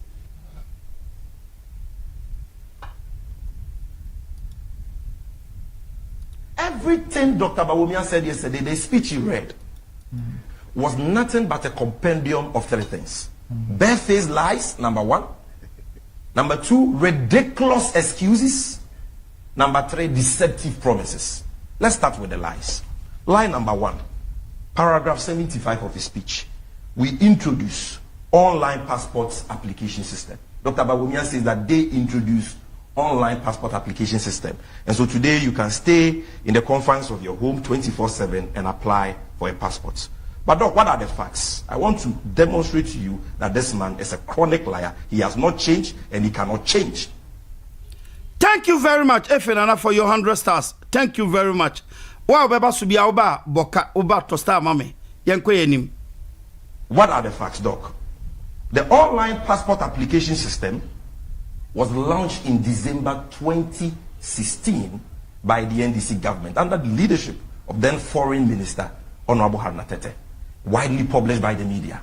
𝗕𝗘𝗓𝗓, the sector minister, said the service was inherent in the e-government strategy. She said, quote, the e-government strategy is targeted at ensuring the use of information technology to provide citizens with efficient passport services through a secure, fast, and convenient means. Ms. 𝗕𝗓𝗓 said the challenges that are surrounding. You can go on and read all the story. So Bawumia lied again when he said it is this government that introduced online passport application. Lie number one. Lie number two, Bawumia said that Bawumia by Onyashi and Yoma Ombetoye, our Modu Omusakai, and Kwano Klimus Omai, including Paulu Gudam. Frequam and Chroma person a dow. Aban Biamba a major credit amano. Say waya de ho Bawumia kwande even Nanado himself Nanado na kwent member gina bonte claim said the big achievement awanya ne Paulu Gudam wo bra na monye sika da ho no madi but still papa wetimi ye bold bet na bonte e claim so waye tigana for omusema no what you say because they have introduced online passport application, which is a lie. It has eradicated corruption at the passport office. Because of the yes, read the speech. They have eradicated corruption at the passport office because of digitalization. You see, this man, he is such a lie. Sometimes you can't even understand. So where is the lie? Just point out. Look, I hold in my hands another publication, and if you are listening to me to know that I'm speaking the truth, Google it. myjoyonline.com, 15th August 2023. Foreign Affairs Minister fumes, sacks overstaying officers at the passport offices. At the passport office over suspected extortion. There is Shirley Ayokobochi, foreign minister. August 2023, Yao went to the passport office and lamented the endemic corruption that has engulfed the place. The story reads, Minister of Foreign Affairs and Regional Integration, Shirley Ayokobochi, has raised her apprehension regarding the ongoing prevalence of extortion and corruption practices with the passport office. Read the entire story. You will see how the woman lamented the endemic corruption that has engulfed the passport office and threatened people that he was going to transfer them and so on and so forth. Why would Bawumia, a whole vice president, haven't you learned? Don't you know that in this day and age, you can't lie and go scot-free? That this is not 2012, this is not 2016? Okay. You will not be third time lucky with lies. Okay. Doesn't he know? Lie number 3. Dr. Bawumia said that their government introduced Momo interoperability, which allows you to send mobile money from one network to the other. It's a lie. Because, Doc, anybody watching me, the adults, you know this. before this government took office. Number one, you could send money from Vodafone to MTN. You could send money across networks through the token system. You remember tokens? That is what we're doing. Because the NDC government in 2011 has secured a loan of 7 million euros for an implementation of the Ghana eSwitch project by GIPS. GIPS is the Ghana Integrated Payment and Settlement System, a subsidiary of the Bank of Ghana, which automated and digitalized began the automation and digitalization of banking services. Because hitherto, it took you a long time to make a transfer or even to cash a check. So we introduced that thing. And as part of that eSwitch program, the token system was introduced. So you could send money from MTN to Vodafone using the token system. It is not new. Now, even with this current mobile interoperability where you can do it without the token from one network to the other seamlessly, and also from your bank account to your mobile phone number. Look, before this government took office, the Bank of Ghana, which is the one implementing this policy, had already signed a contract with a company called 𝗕𝗘𝗢𝗣𝗣𝗅 to implement mobile money interoperability. Adina, you're exposing this, you also know that they buy the whole Africa, Tanzania, you're exposing on. Sami Jamfia say exposing wa, so no crab by now, contract net the order that idea no order that. And the idea pan about me at me offer Ghana 8 years. I will join in my bonting. Idea no offer nothing. Munti. Bawumia came. The man who claims to be a mere advisor, boy on Namono de Okari, he was able to walk to the office of Bank of Ghana, a constitutional autonomous body, got them to drop 𝗕𝗘𝗢𝗣𝗅, got them to give procurement. What is Sami Jamfia no kind? Obia and now Tiabonti claim say now can be bia na do monfa when it comes to economy na Bawumia so kasa o monfa. But other policies in our bay, you man, the United, and they are not can another fa. But economy and quay here, no. Bawumia can be a monfa. Now I have boy in Fino. But other policies in Kayani Diana, and they are can now mufa, and you on the air. What you say? The services of another company of his choice on grounds that our deal was inflated by 4.6 billion cedis, a total lie. Because the 𝗕𝗘𝗢𝗣𝗅 deal, which was going to do the same thing, mobile money interoperability and connect our mobile accounts to our bank accounts, was free. Government was not going to put in a dime. It was an agreement on build, operate, and transfer basis. The company, 𝗕𝗘𝗢𝗣𝗅, was going to use its money to build the entire system. They were going to get their fees from consumers, users of the platform. Just like today when you do Momo, you pay a fee. So those were the fees they were going to get. Over a 15 years period, the total fees was going to be 4.6 billion. But that was a gross. They will have to now deduct their investment costs and other operation costs to get their profits. But Bawumia just presented this to Ghanaians as the Mahama government executed an inflated deal. And now decided to change the company, brought in a new company. So before you came, we had already thought about Momo interoperability. You could send money from one network to the other through the token system. We had also signed a contract for this seamless Momo interoperability platform. You came and abrogated it. It is not new. Anybody can check the facts. Line number 4. Dr. Bawumia says they have created 2.1 million jobs. You see, Doc, as for Dr. Bawumia, I don't know. I don't know what this man is looking for in this world. Because sometimes you ask yourself, how can a man be so deceptive, so dishonest? So what's dishonest about him? Yes. You see, when you want to know that somebody is lying, check their story, check their accounts. You will see contradictions. Once you see contradictions, those are your red flags for you to know right away that they are lying. Look, in 2021, February of 2021, the Minister for Employment, 𝗥𝗘𝗢𝗣𝗣𝗅𝗣𝗟, appeared before the Vetting Committee of Parliament. And he was asked a question as to the number of jobs the government has created. Check the dates. I'm giving you the sequence. February 2021. The minister said that the government had created 3 million jobs. This is the story, BNFT online. Over 3 million jobs created in the Akufo-Addo first term. 𝗥𝗘𝗢𝗣𝗣𝗅𝗣𝗅, February 18, 2021. Over 3 million jobs comprising the private and public sector were created at the end of 2020. The first term of Akufo-Addo's government, Minister Designate for Employment and Labour Relations �𝗔𝗪𝗡𝗢 was told the Vetting Committee of Parliament. You can read the story. He even attempts to give you breakdowns. Okay? Then, Doc, not just that. On 16 September 2022, the same Minister for Employment, Doc, if we want to know the number of jobs government has created, is it not sensible that it is the minister responsible for employment, those statistics, who have the fine details of the statistics? Yeah. So good. So he says in February 2021, the figure is over 3 million. Now, 16 September 2022, my job online, you can Google this again. Government has created 5.3 million jobs. Doc, can you believe it? 5.3 million jobs, Employment and Labour Relations Minister. The story reads, government has created 5.3 million jobs since assuming office in 2017. Employment and Labour Relations Minister, 𝗥𝗘𝗢𝗣𝗣𝗅𝗡. He gives a breakdown again. You can read the story. Then from 3 million, February 2021, to 5.3 million, September 2022. Then Bawumia now comes in 2023. 27th April 2023, in a tweet, and Bawumia says we have created 2 million. He didn't approximate, so let me give you the specific figure.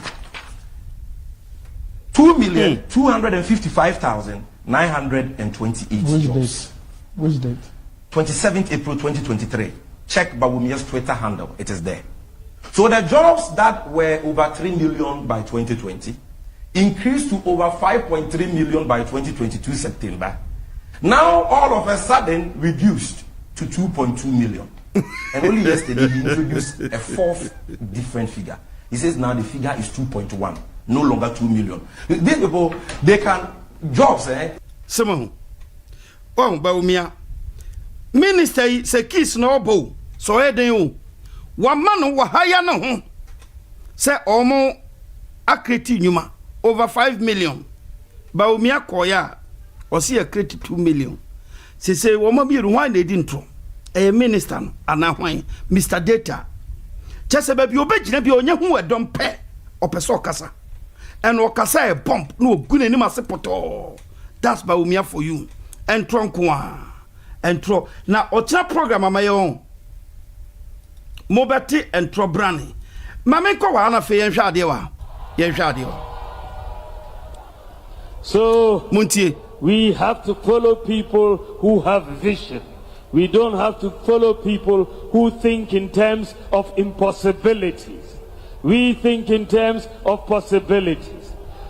When my opponent was in government, he abolished the nursing training allowances. Muntie. And we said, Bepacho, Tobosi, Netia Diema Miyepa. Otia Sesia, Minister. Abekasa say Oma creative you over 5 million. Bawumia baya or say 2 million. Only data. Na so onim de ekoso. E wa ban no mu. Simple. Now, muntie Bawumia ni. Wa committee students. Nursing training students no. Ojina omanim ana o ka kire o mo say Papa John Dramani Mahama mamu eko ankane no wantumi ama nursing training allowance wantumi ama omo bae no omo de omo tua ti waya de on de bae waya de ne ebo ensem na muntie de besi wo students ne small be ka kire muntie.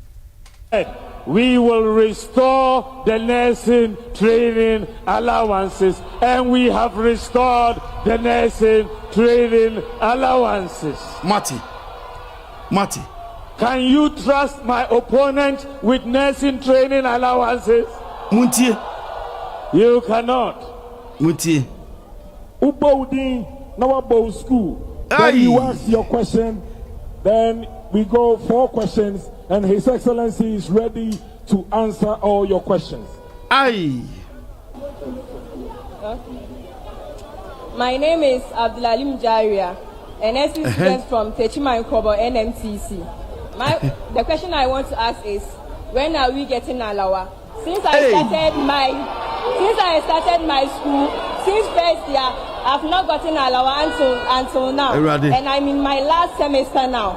And some of us are not being able to pay our school fees. Next week like this, we'll be writing our exams.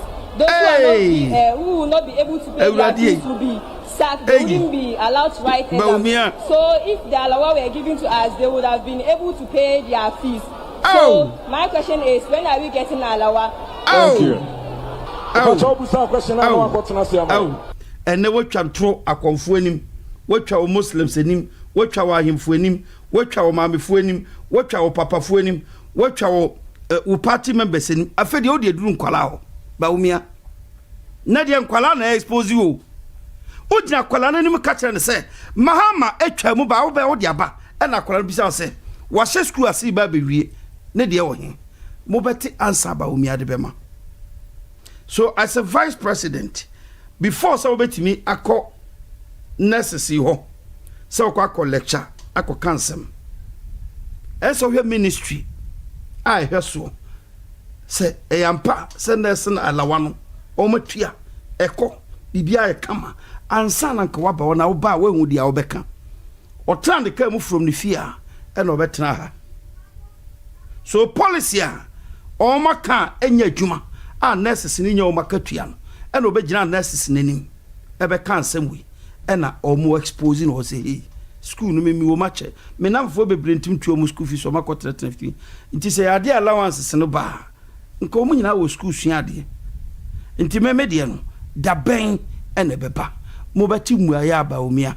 Mamma forward the cacranian queen, me a bringing tea. In forward the cacra, Nayan queen, Muntieba umia answer our de baba. So, sir. These are the questions from the youth of Bono East region. Thank you. Montier. Thank you very much for those questions. I think the first question had to do with when we are getting alawa for our this thing. So I think that is a question I will take to the Ministry of Finance. I wasn't sure of where you were with your alawa, but I think that I will check with the Ministry of Finance immediately I return, and I will make sure that they pay you your alawa if it has not been paid. Wow, it's all about to. Also, Namibao, I feel now check finance minister. Say, or Adian or Mutia no Muntia, Fena or Ukobisa. Me were watching no money made in Trevi. Say, who ne previous government, one less or Mutrosen, previous government in Tria, Udia Utia. And Uncle so debut and Sankadi. I feel now walk back Akobisa, finance minister. Say Utria no Untria. So class at this man bonny team the casa. Only obro on quarry. Baumia empty. Or your truffle on canocre. Look at this. Kwalanke tinkiti ni utwan truwi o kwa akose obi apeja ho nkwala no se obuafe na wo back u data na we Mr Data nyaw na se politician bi obekasa on kasa from data na your trufo on kanokre wa begina nkwala ni kasa with no data ben the crowd na chese nursing training mutua data ben na crowd ba umia. Can you tell us Mr this man cannot be president? Onyalo kwafo onka no kre Ghana and atro awadie awe nyina guo na papa we MPP fo moko yi ne so ono nkwa mo candidate na NDC fo abetena bonten bo we nkurase kire maame fo ne papa fo how otrofo papa we why na beto aba ma papa we so mra me president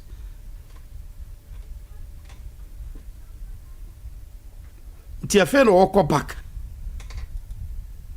muntia another one.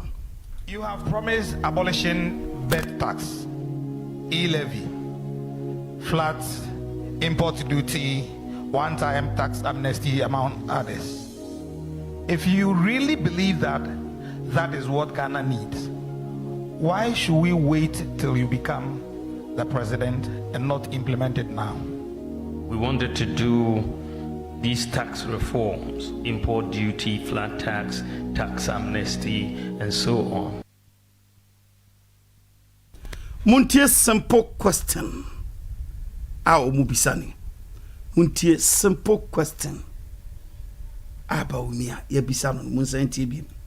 Abolishing birth tax. You have promised abolishing birth tax, e-levy, flat import duty, one-time tax amnesty, among others. If you really believe that that is what Ghana needs, why should we wait till you become the president and not implement it now? Question mudaho. Enyansa for Ghana. Yetie usia ne atwa bam. Hwe washa se osiri because onu anim said ye woka ne atro obi ache no buntie ne serie no tie odi ntro na oche na osiri bi a osiri buntie. We wanted to do these tax reforms, import duty, flat tax, tax amnesty, and so on. But why don't I do it now? And why do I want to? I must have a manifesto. Otherwise, if I do everything now, if I could, what would I do when I come into office? I mean, how can you do everything now? Even President Mahama, former president, who is no akobo Mahama din. Uni ebisa o question. Mahama to the baby. Uni ebisa o question. Why must you bring Mahama in? Na fe mo mienti bibi o ha. Now, Ghana for soon, Ghana for bread. And you ma ububo din sa uba, ubaba be yini nan, e sa no, e da Ghana for soon. And ye bisa o say, I didn't na o implementing now. Because if so believe say no, and a bema Ghana for 2 obama. And no na ya de papa Ghana for here. Why say na ya we vice president? Only president enkasa, now my president you say.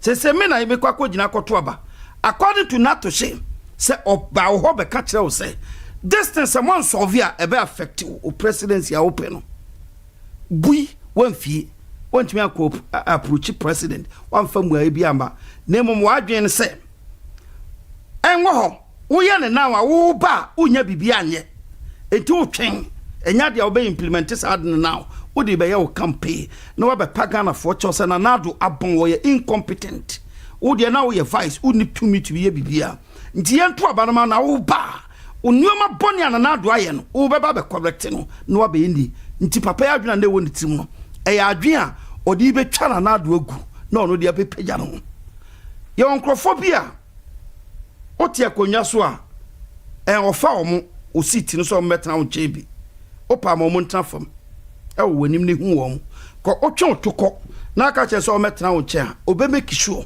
so obe pia wato fam na watena konwa no so enkrofo pi suban no omukura bronsam su on said dia hantan fa bronsam a na opeso pagya na hingwa ekosi kronkron bia ko tra nyankopon kon ene ye to no free suru ba hwi fam tim ana meboa sam suban e won krofo pi mu oti ufie ofa no wura ufie pe fie ofo nyina be hya se atan wani mra won so de atu no wafa fie no na oti fie no e dana na otim no bon so otim sana krofo pitie in this life o adwuma odi ni wura adwuma no mu enche ye be yi wadi na ya ni supervisor ya krofo pia en fa mo ben that character and oba omiamu no na onye good to nanado na person make sure say nanado be failing na mamu no so that ono ba omia be use things against nanado not their begin say nanado na anya de incompetent ono de the manua obe ni ntimuntie question na ebisa no say adeti na onim say we yes ade na beboa now because onim say o ya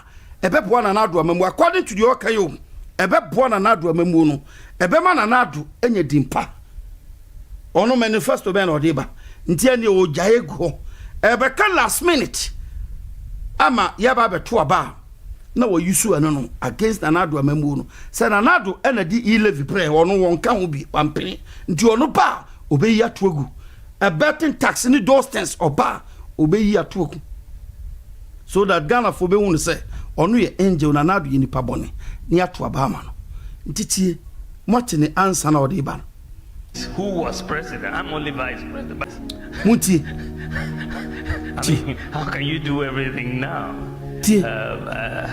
Even President Mahama, former president. Otherwise, if I do everything now, don't I do it now?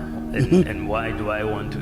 I must have a manifesto. Otherwise, if I do everything now, if I could, what would I do when I come? So what?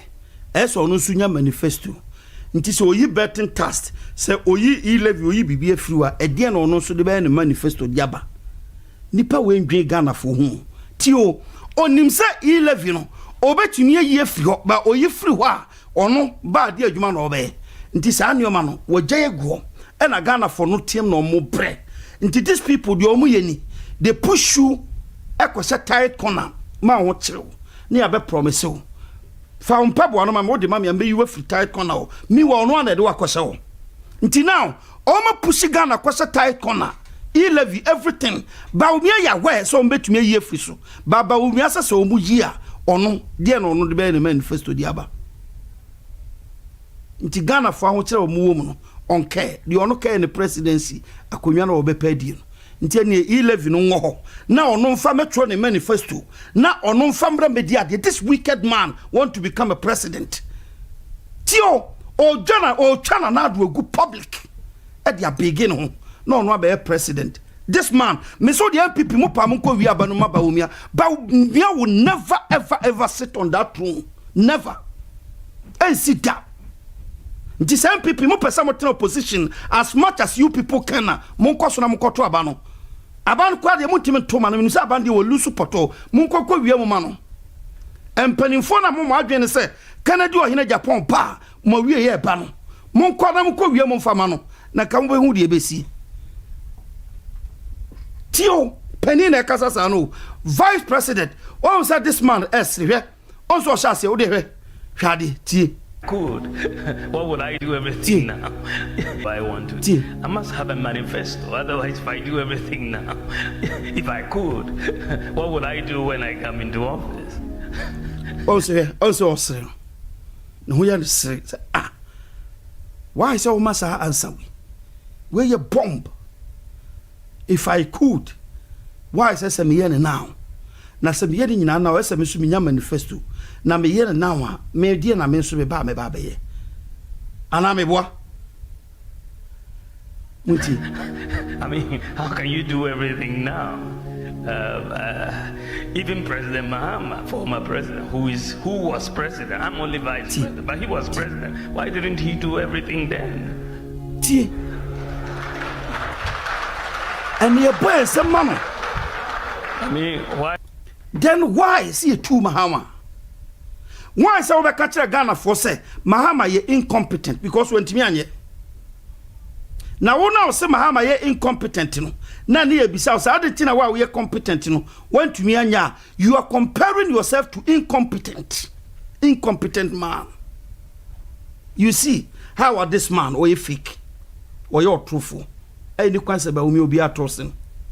You told us say Mahama ye incompetent or say ye sikasem everything etwa tro egu papa isu gu nanimase Ghana ema Ghana for to abetia no ma papa no kotena nchen ye de wa betena so eni ebisa wo se wo na wo beka kire se wo ye good Mahama ye nipa boni ya to abetia no adentina e-levy na sefo Mahama wo kra na eni ho ena be bia dollar du hwe be fuel cost everything akoso betting tax for harbor duty yi na nyina akokosoro bum o promise say to abama wo ba o de obeyi afri so ebra na Mahama wo so no o promise say wo ye competent into ba you make things soft for us o ba nyoma mo ba din and now promise say one kasa mo ba president then afedi obetima mamu ayedin ene ebisa wo say now was anyoma nya na nim say Ghana for ye how no na adeti na wo nyama ye now o catch say na wo ya wo be danya manifesto na Mahama president wo ye vice ono president kwa wantimi anyedi nyina anwie nya wo ye vice president and na be ye wie then why say Mahama ye incompetent now Bawumia should come out and explain to us why Mahama ye incompetent.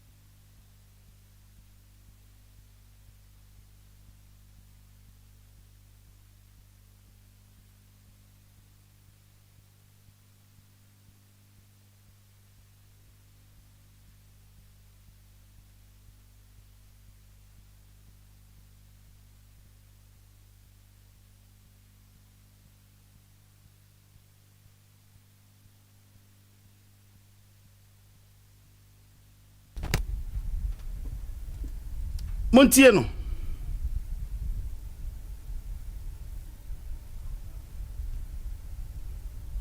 Is he coming back? He had full authority. I don't have full authority.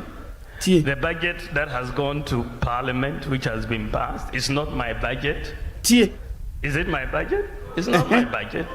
The budget goes in the name of the president. It doesn't go in the name of the vice president. Everyone who is running for office, whether you are Kamala Harris or you are Bawumia, you still have to think about what you have to do when you get into office.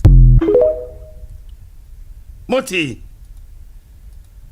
iti ha nyinai na washase eyi ne ho efiri na nadu enuema mu budget na ye no wo ideas a wona so de ba ya wo claim ene say ye wo mpo ene wa mama hama amamu ene ayefe your policies a wo de ba ye economy no de uni mo hwe budget uni mo hwe bibi ekobia no wo uni mo hwe nti as a vice president no adwuma ben e na wokotena wo se wo ye wan na wo ye den maybe so as a vice president ana nado say ye sika sama enyi no kofa wo bai se beboa ne enhyehyɛ wa wo se na nado di economic management team no ode wo ye board ode wo ye chama ode hyɛ wo nsa wo na wo tena mu e no ma wo kwan se ye adwuma me pa chaw edie na wotumi ye now no watumi anya bibia wo be president a e na wo betumi aye because uye ni nyina na nado abreso a wo ba wunya binye enti maybe Bawumia simple question wa Bawumia think say Ghana ye ha nyina any levy any import duties ni those things ye ha nyina no these are the things we mubisa it say Bawumia ye sa de no na nado abreso a ono ba Ghana ye ha nyina asante onya bibia anya biem so Bawumia think say Ghana ye ha nyina no so ise obetumi aya why so wanye sa abre no because no because Ghana yem problem kese pa unemployment adwuma any Ghana to me the ami hu no it's not about say beti petrol so na beti bibia so the whole problem opa me mbubu petrol nche Ghana free say adwuma ni was still you to know suffer yen sha de wa in here and then I'm in madam for be di nkomo Ghana and say o matoto electricity bill mu electricity bills boarding panams okay o tuya sen no se the flat otimu a month o tuya 170 or to light 170 or see before now 200 but say or 170 and I'm say 170 near saying and I say an can see kanum 1.7 million 1.7 million and I'm so okay then as a Ghana who say any increase of electricity bill or reduce it or increase of petrol or reduce it and a Ghana for and a Ghana for who to ene and our china jobs job creation say a human niwa opa mi mbubufu and chow Ghana free still you people will cry in Ghana and I'm a catcher say in this country me fear betimi boso me so me electricity bills are betwea 190 pounds sa 190 pounds no ye de ko Ghana sika mu a sen and me botcher and sa sika no ye de ko Ghana sika mu a keka ko 30 million Ghana sika me electricity bill a month was see and I'm say I otua 1.7 million Ghana on say come do sell obre ko uni adwuma ye me tua 30 million me okay with it why because me adwuma that's the difference between me ne wo nti opa me emfa light bill no ente so mra 1 cedis you still complain say come do eti if Bawumia adwene say ono ane boy cargo na betena bontin se Ghana ye hia factories na mom ye hia ban oba obetim di digitalization aba na ukura phone o transfer scan what transfer kwa na phone ukura ne didi rough abontin ye koba ne na mayi ase ne ye bro ne ye koba brantie ubehia no wa bro twom working hours na wa brona mabontin a serious person bi eniwa from anopa be 7 enkopa nwumre be 7 ode nsan be kana no cause okwa adwuma utimi mburu nkwa adwuma eti you will not do it esa okwa because bosume so a obels eba obi atio enti if about me adwen say or solve that problem mine e-levy any import duties na ono ba onya bibia nya show clear say papa we only idea of creating jobs e bi ni tirim njo say no on ne nkro 40 abontin esre papa John Dramani Mahama 24 economy ne enkokon kitinkiti media me pai bon say na ma ntumi nya adwuma yen papa no before say ko be kono ontumi create jobs for the youth. I know there's a petrol no toma nipa no 10 million kwano o adwuma ye na etua ne kakama obetimi ato ko o adwuma ye on complain bebre on complaining cause o adwuma ye etua. That's the whole thing. What you are saying tina some of us yes Kennedy or hina Japan idea now also is the only idea Ghana here now creating jobs yenye industrial area.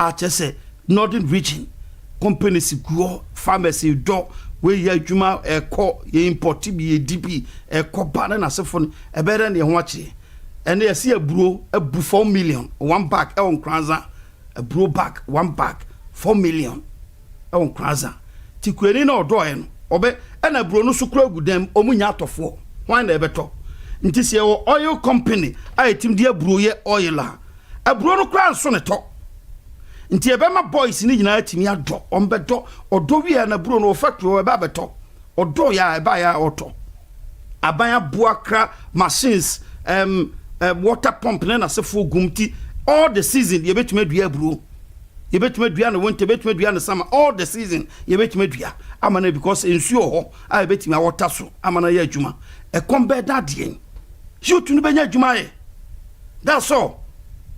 These are the systems I am moving ye fight is embra ewo minum nema hotombra. If not all this ntiba umi adwen a ekura no ewo fam for amamu.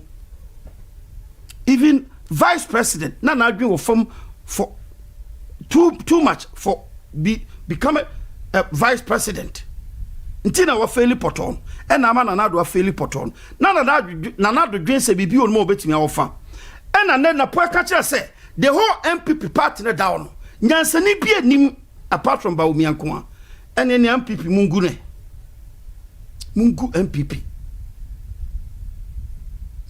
MPP ye hu se nyansani bi ani according to Napo say Napo na daswe e ono what you say everyone who is running for office, whether you are Kamala Harris or you are Bawumia, you still have to think about what you have to do when you get into office.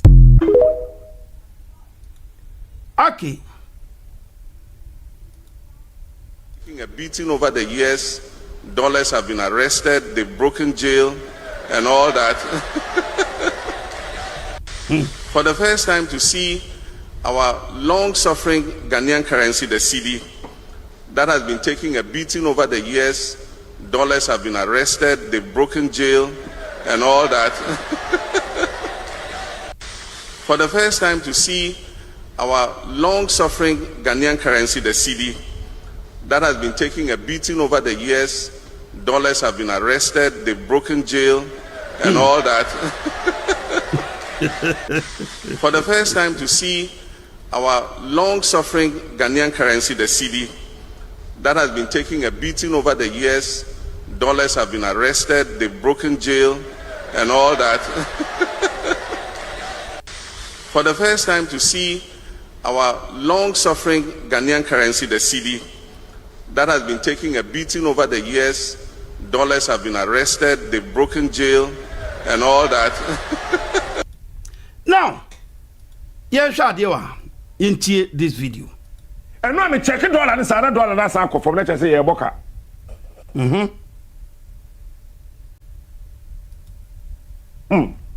Yeah, boka. One way $12, 15 Ghana, 14 Ghana, 13 Ghana. Edi say you know. and now I'm cities. I'm dollar. Because cities in some fast one.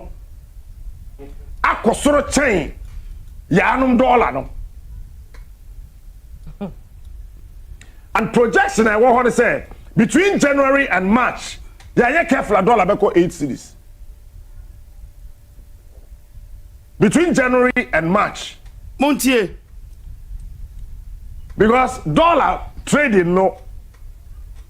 First na Ghana for 2 coin first week December. No man ko fani man number gidigidi no ba no de bua beguso. And then one be ko Turkey akwaba.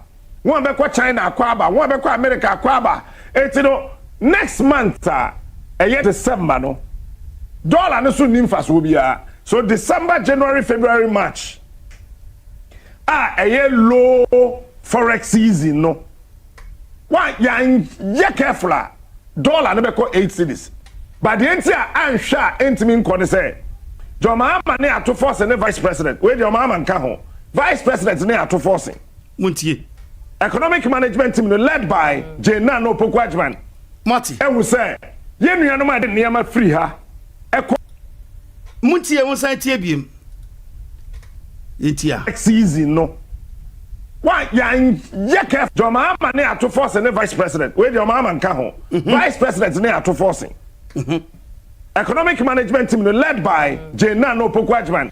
Economic management team led by Nana Jane 𝗕𝗘𝗢𝗣𝗒. On a down. Same as Johnson finance minister but vice president and a down. Same as Bawumia with Ken Oforiatta, who was chairman Bawumia.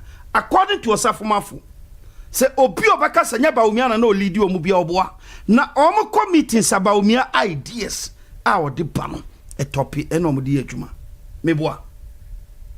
Yes, I am Papa Osafumafu kai and NDC abreshi dia chairman a odano mami ya hin pankasa mo wo se mami apart from say ye mami Jane 𝗕𝗘𝗢𝗣𝗒 yete so yare ne ho asem bai what mami ya no biem din ankure hu ene edidi vice president ene no ogina pip e cha no ogina pip e cha no ne wono nsem nyina ne ya pakia egu TikTok akwa wani nguase buburuja ye mami o te ne ho asem o bete ne ho asem bi asem papa tio ye mami Jemansa on kasa ba o performing o make sure say juma en papa John Dramani Mahama Diamano obeja legacy ato na o kira bi wa magina bonte ameyi ne ho amfiri John Mahama mamuom se na on kan ho bi da bi o performing komo tedie ene ogina bonte campaign wo ye say na nadu incompetent na ono onim ho hwe on kan ho na o kan o muntie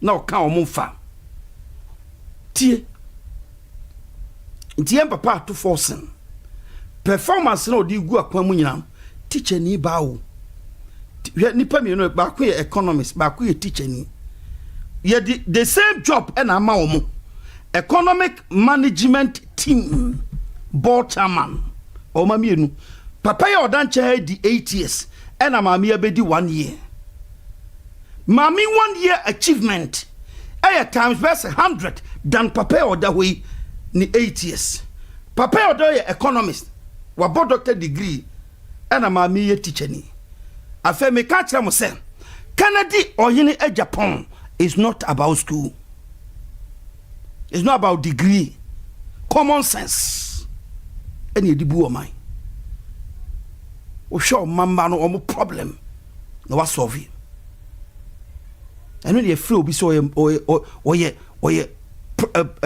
𝗕𝗘𝗢𝗣𝗒 papa Muhammad Gaddafi mu nyina school ben na no makọ back o mukrum ko dey na o maye o mukru. Do you know difference? Teacher Niba onye economist but economic management team no on the down on the papa John Dramani Mahama de na to ano ko yem papa ne nim se ma me ne competent obetumi aye adwuma no cause 1 + 1 answer is 2.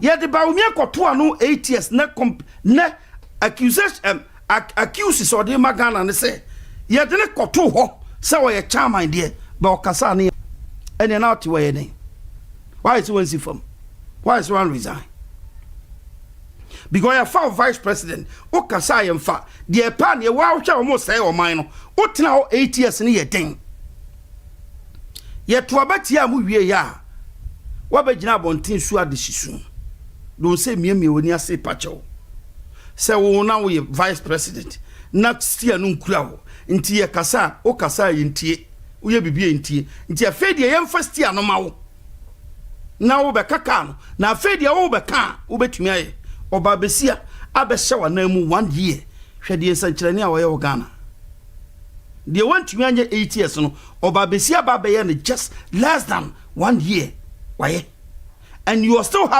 have mouth to talk and you want us to vote for you to become a president of Ghana. What you say? Muntie. And we say, you force and vice president. Where your mama and Kaho. Vice president near to forcing. Economic management team led by J.N.O. 𝗥𝗘𝗔𝗦𝗢𝗡. And we say, you know my name free her. A conquer for close to Cotono. Mami Janet Kwachi Akwa Bibi Aboko umpomuye. Yeah, Mami Janet Kwachi Akwa say, hello my brother. How are you doing? Hope you are doing very, very well. By the grace of God. Oh, Mami Janet Kwachi Akwa. Mimpomuye papa miniaba. Bibi Aboko. Mompaibo ekrukrai. Nyamisra opa. Ruda Smith. Bibi Aboko. Ruda Smith. Wahab.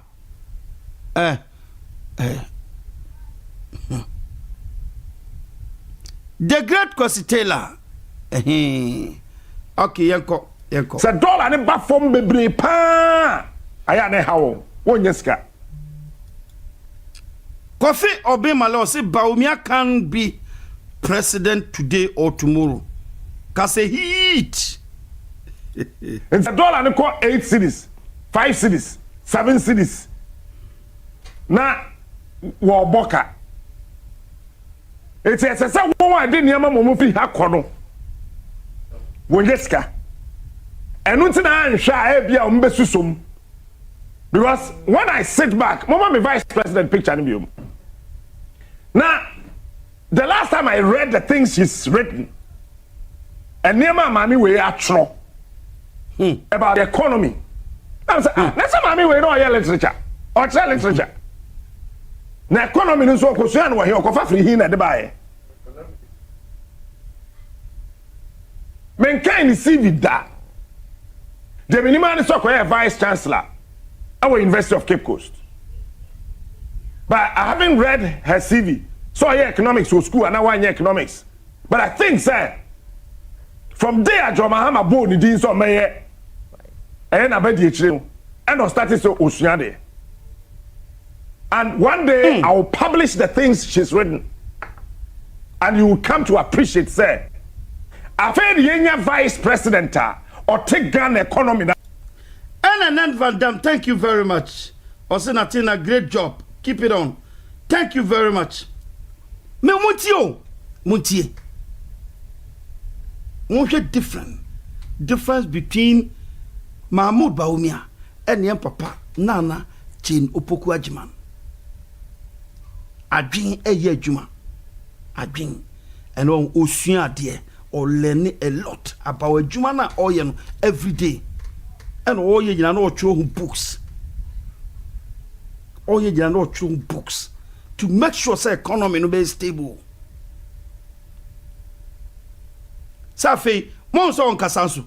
Moti se mami kasa me se ankure hu en hwe na ye papa Kufuor kra oye president on kasa ebi otifia de beti anse se Bawumia akogina Cape Coast wo se ye be mam habo na do abetna but wo se da bi o habo no de ye nka yu chese wo nam na ntro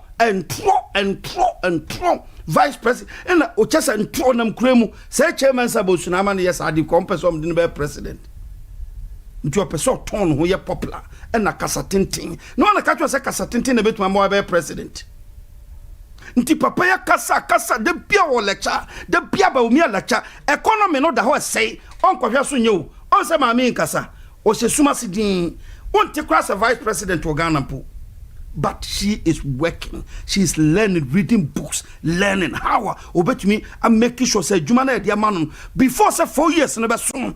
Now Babon Timbabe account Magana for say the Mayenia Obiabe born in Samamano. She's working, serious, focused person. Obi o vision, obi o person bibi, obi o person ja legacy. Nyo obi o person ye president. Enti na adwene say ye bibia na o me nya bibi nya manifesto. Nti okofa Bulgaria, we say Bulgaria metro man. Me say Baumia have nothing to offer. For even Baumia to call Bulgaria so metro manifesto man should tell us that this man have nothing to offer.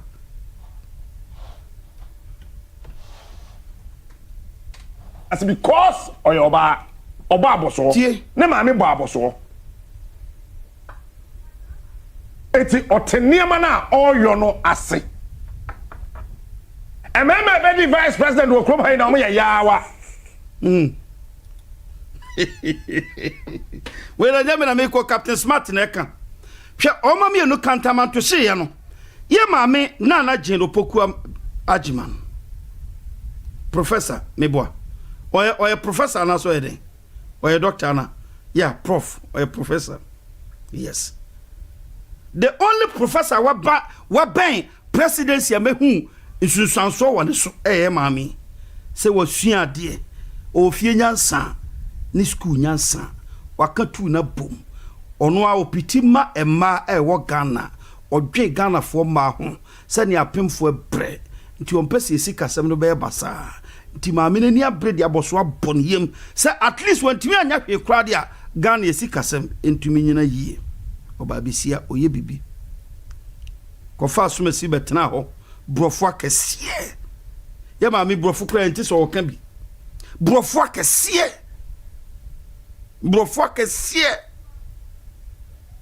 if your fundamental the exchange na papa you brofo so na brofo ka die body say ye baumio he said na baumio na dia ma baumio the global liar say dia Ghana for dia ma baumio the global liar yeso ni pa okasa bebre antrom pa okasa muda okasa too much, you talk too much baumio dia obetumi less than dia obeka ukasasa habo ikura kwakese okwakosi unya free wo so Diana anade de ba mu akọ promise habo je de ba mu akọ promise habo e wo Cape Coast o mu nyina akọ kantamanto hye no ye maame ekọ ho okọ se manu nkran okasa kire o mu o promise o mu ye bebo o mu amabi asuma sikoye ye baba fra ban mu enti me de cameras baba be buba ha nyina mamo e bia na me de baba bla no kasisi ene kantamanto ani mo kwa da kro mfa ne kamfa ho wonam kroma na adwa so ya fa ze mu man fa na mam ko fa kantamanto ani mo ho ma se bo mentwiae no pe ba bia fa why na so ne bo se eja bo se Kim promise Munti me ami papa le huma maka ho ba me senior yawa e konkansa ka top notch yawa yawa Munti it's a man proving beyond reasonable doubt so they can make it. Yes. Hey, what's your won't you say ya wo Ghana ya how ba ko pa $1 atiako from mami on that TV so ya Mati tio that means me say tie economic management team no why do be to an obia no you have power o last word in the fana because the 2 million you hand the 2 million the amount finance minister say vice president asi. There is no way about my catch as a finance minister won't mean control no. And the damn is over a president, you can't control anybody. Tio, that means vice president now you know. And there also say a vice president, but a mutumin tiumu nipa ni ebu obi amao. That's all. the same as over president as an be entina mpanimfo na wan pipima corruption ayo o madwene ma chairman sabonsunuma ukọ o mpesua so a o mantumi anya hwanko mu kromfo ekum wo mo na esoso so ene meboa hwa nyansafo a party no nyina so retia wo kano kresa meboa enyansafo a o monye corrupt people a o madwene mu down sound good o mo nyina so retia wo ene obi apesa obeba why because o munim say eyankrofo and as so think so bet me push word waba no manya kwan be luti o man no shall be to say untumi ya charges eguni so nti say untumi say Ghana for cry say even MPP delegate no kwa koto aba mo hwa untumi nko anim na mo tuntia papa we untumi nko a mo hwa nanim na mo tuntia this man MPP delegate say me se mo koto aba na mo hwa Canada ni untumi TV station ana Canada catch say wo kra wo nya wo ye kromfo adeti na wo de wo na fofo nyina kromfo nko ka kire no e wo TV station no no ne ya dan fo pa o di si na ni pain meboa mana kai ana charges a e de egu ni so na kwala t-shirt no se they are the one that pushing this man Chinchinachi woman ne share MPP con. Chinchinachi ya de baumi share MPP con by force.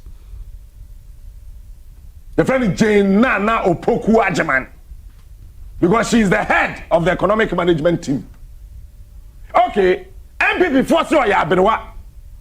Na mami we bread mami we ba untumi betina bontin e be titi mami ya tempoto.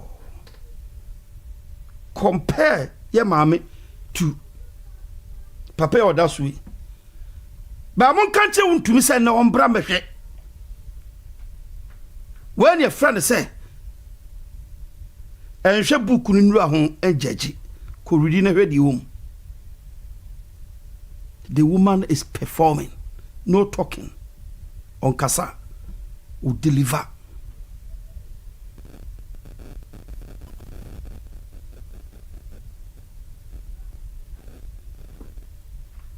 Na pon susun twido na pon komirika na ma me ntimi nkomirika abrante ne ntimi de dollar no ko he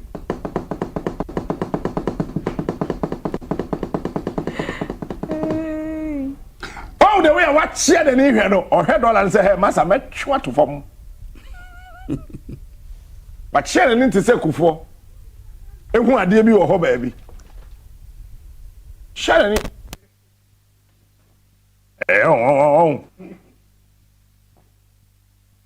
So, the very first time I hear Oba as vice president, doctors and professors, watch their economics say, we need my dear beer by na ye, I'm a dollar kofom. Oh! In fact, I was shocked when I heard some professors and doctors of economics saying say a binding yeshi na dollar they come from and they started to say that they who when you hear ma you na who ye fe and they say ma what the bush no na say say ma ware wo because one ya hwe kra we no who ye fe. This is the woman and I am proud that I come from the central region. All other regions are me free half. Maybe free 4 regions. Bechem, Bono, Edukrom, Easting, Central, Gomwata Chimai, Ashanti. If you go some train, Yamiani. 4, Kekasiani. But say yenya Oba Otibitra se toto niema. But for say hey, Mpocho Brai. Na Mats there, obi akade wo TV do, ibi akade o radio do. Yem president, why busy? Ma sazenye there, moshenichi. Damazi eri. Sa mama Martin, ama wenjaya, may recommendation. No, I can't for crash. May recommendation. I'm a president. Say Osaka wa. That is not my business. In fact, for them, and let me tell you this. Once a minister will be careful. Minister be asro. Usro. There's a discipline. Oh, take to club. Discipline. Or the dean who no on say yeah, Donald Trump. But the woman is working. Mafia over the weekend, Bisa be our vice president. Me we are the me penny pay a bona basu babies. I mean, I don't like those things. I want somebody to cha put you on the chalkboard, and then there we go. But we are the papa mechanic. What I said, I don't like doing those things. If I am not satisfied, men can't trust why are there. And over the weekend,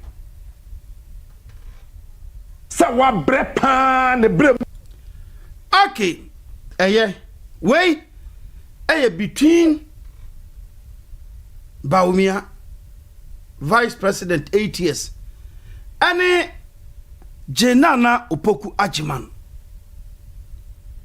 Professor Jenana Opoku-Agyemang, 1 year and some months in office. What you say?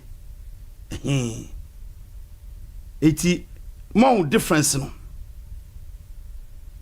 Now, enkohwe adewa. Yenti Black Rastawa. According to 𝗕𝗘𝗢𝗢𝗡, he also showed a video of Nyantechi promising the president of Ghana some millions of American dollars. Okay.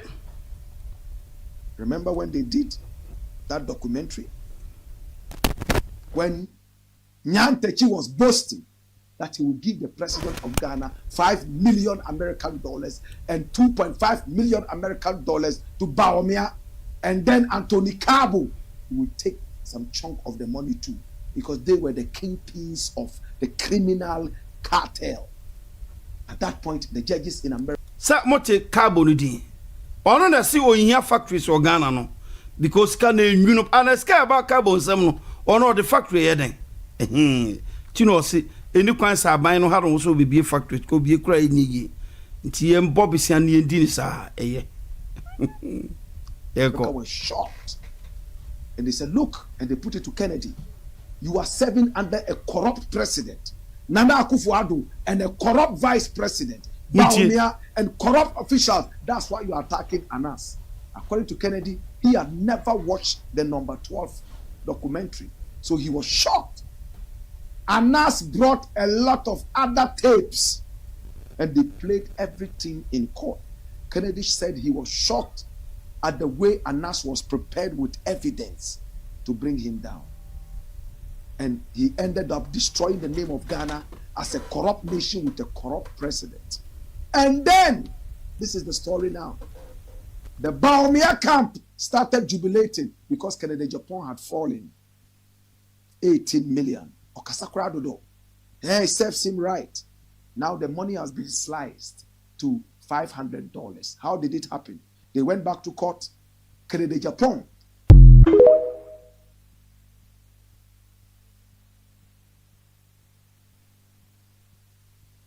According to 𝗕𝗘𝗢𝗢𝗢𝗢, he also showed a video of Nyantechi promising the president of Ghana some millions of American dollars.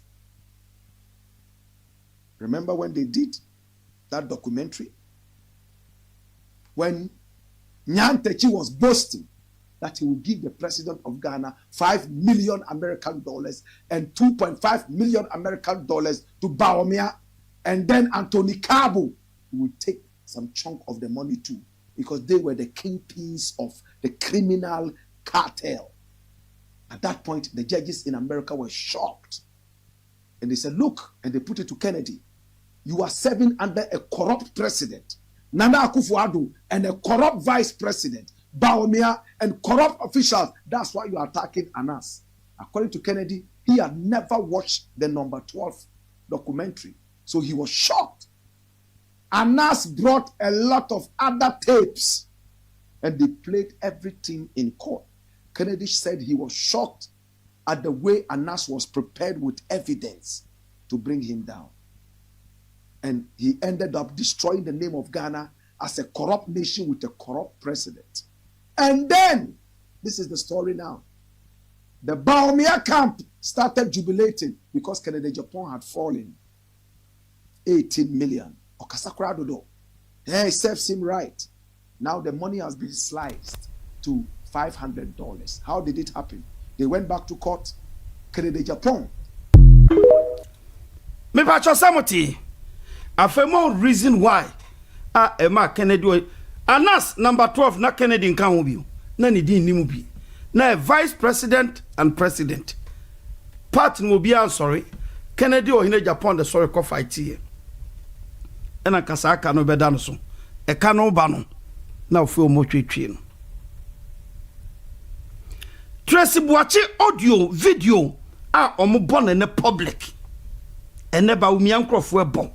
Edi tia Kennedy 𝗕𝗪𝗧 show how o madwene ho aka mentally. If I see any blogger playing that video, me hu say na adwene ho aka edam e won tim na adwene ho aka. Do you know the meaning of that audio? Kennedy 𝗕𝗪𝗧 used that against Mahama for Nanado to become a president. Papa no, Mokai, Papa no. And a trigger Tracy Buachi no be Papa na temsam. The man was fighting for MPP. Sa papa, Chairman Sabosu. Na the constituency na wa brise poto. And a Kennedy 𝗕𝗪𝗧 ko campaign mano. Said the bear papa no obenwini. Eho, and o can call drop papa no video Mokaya. And a matrix Buachi bedi na temsam. Campaign for them to have a quine a matter office mabu pokrono. And on a map by Umia with the vice president. That act. And on the map by Umia with the vice president. And a matrix Buachi bedi na temsam. And ne omu play Tracy Buachi videos against 𝗕𝗔𝗪𝗧. On say sad, only the time near brain. Sad near the biayame. Minim how painful ye. So we be a fight yamobi. Na tantadie bia ba mu wo ho na no de nipa na fight man no be yi no ho free sa tantadie no no wo use against you.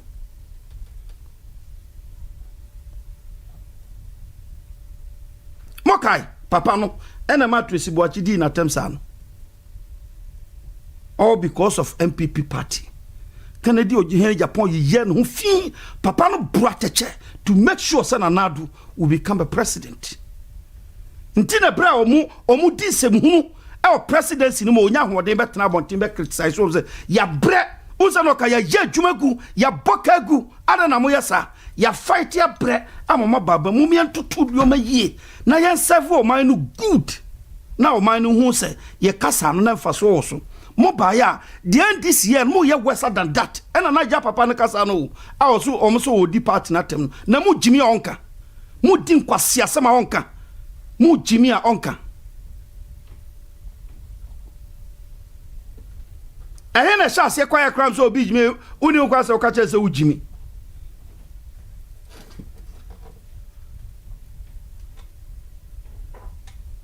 now yen court decide na me kire wade monhwe di afei omo beye monhwe ba omi ankrofo. Okay, before some call, Mama Yentie Kennedy 𝗕𝗪𝗧 this video. Omusi omuya abo onidua. Wana mumu be, musi abua onidua no. Yamina enepra no. Omusi omuya abo onidua. Ebinim omu ka kire omusi omuya abo onidua no. Na omuti Abaka La Paz. Abaka La Paz. Enne upa konknan cantonments laboni na kohwe adanya o maburegu ho no mbegina ha ni aka kire wo se abo onidua nyame no opra no. What? Wana ka kire wo de onya dan ni de enye obi meka me entia ya promise ni se ebe ni minister we your promising so ebe minister eno your promise wo de omugwa no omoni omoyiri no mabedidi wo de onya nipa wo didie wo de awuni animonyam se wankasa watumi aye adwuma na watua wo school fees adanti na ade ahorotie ohianti da bia akopa chew e wo politician ho me sekane le Japan me ma nkopa chew bi mema wadwuma ye adwuma and mema aye this way Tio, listen to the message papa no Emma. It's not about digitization, not about those systems. What you see?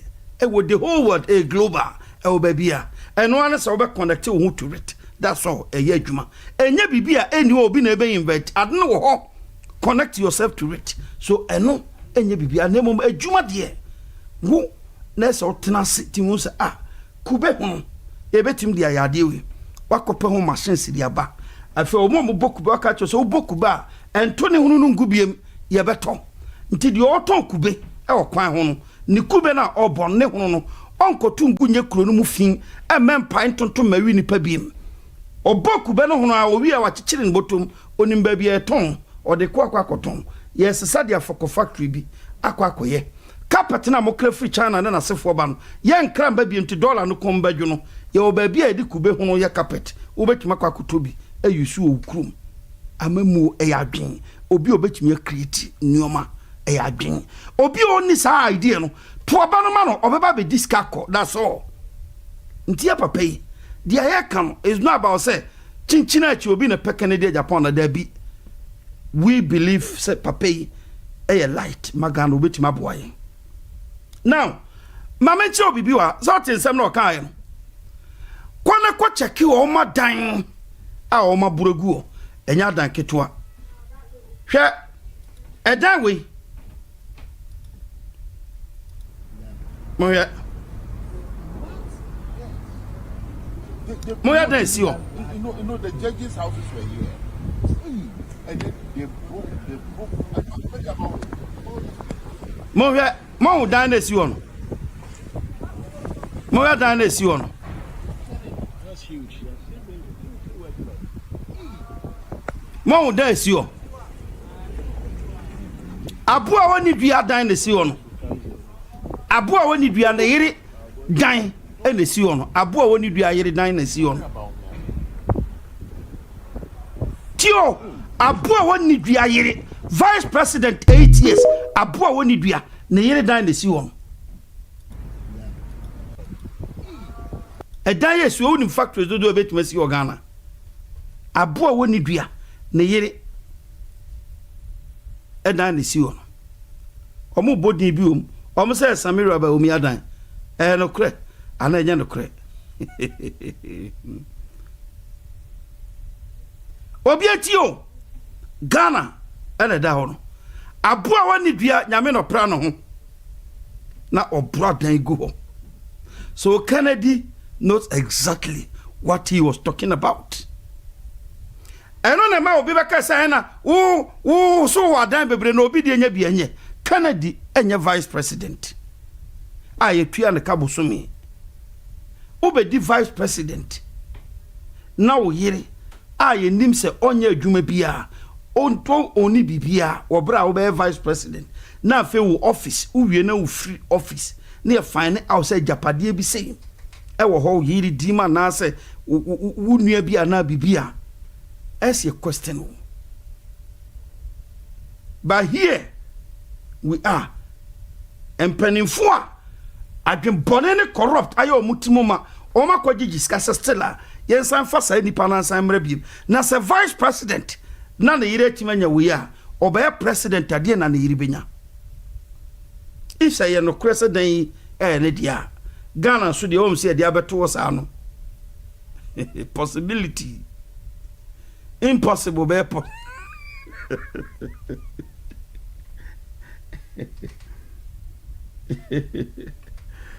what you say show aboni dua na nyame anopra ne we aboni dua na nyame anopra ne ho aboni dua na nyame anopra ne we aboni dua na nyame anopra ne ho what you say apo oni dua nyame de pra ne ho na sika pra ne ho na sika dwete pra ne ho adan kese kasa kese pra ne ho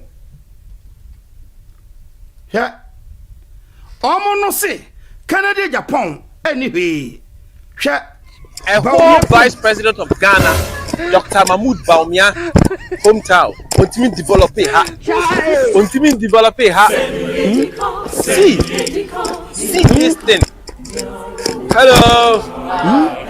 This is serious. A whole Dr. Mahmoud Bawumia hometown. See. This time of modern world, I'm 24 say they are building a better Ghana. See the kind of school, our kids, our future leaders, our everything are learning inside. See this thing, we call this school. Okay, look at this, donated by, what is this? Mahmoud Bawumia. And who is that? The vice president. So this thing he can do for you guys. This thing. So you got this. How many are you on this? 2. Wow. This is serious. Look at this. Come on, check. This is bad. This is really, really bad. We are in 21st century, 2024, advanced world. By this time, yes, anyway. By this time, make me for her class FPA. Look at this. Look at this. You call this a better Ghana, and you also have Ghana more. Who's here for Ghana more? Who's here for Ghana more? Why Ghana? Come on. This 2024. Okay. Wow. That was your campaign. Your cheddar. Hello, madam. How are you? So is it just the drawing board you are using to cheat the kids? This is serious. This is serious. Look at this. This drawing. Wait, I said drawing board. Will say. Wait, madam. What's the name of this? Blackboard, right? This modern world. 2024, you are using this to cheat kids.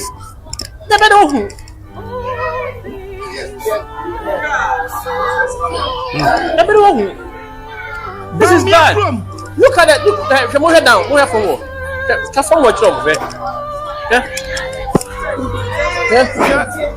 The kids are in this learning. The kids are in this learning. You are 2024.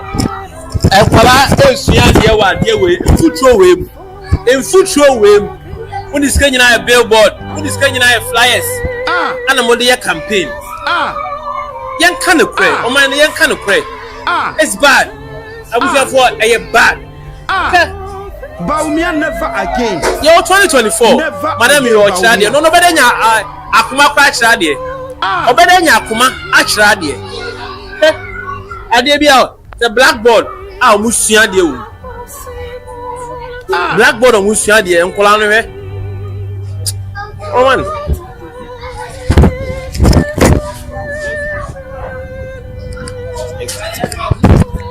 abuja o man no titi ebe yeni this is crazy o man titi ebe yeni o man no ebe yeni baby enkola sua de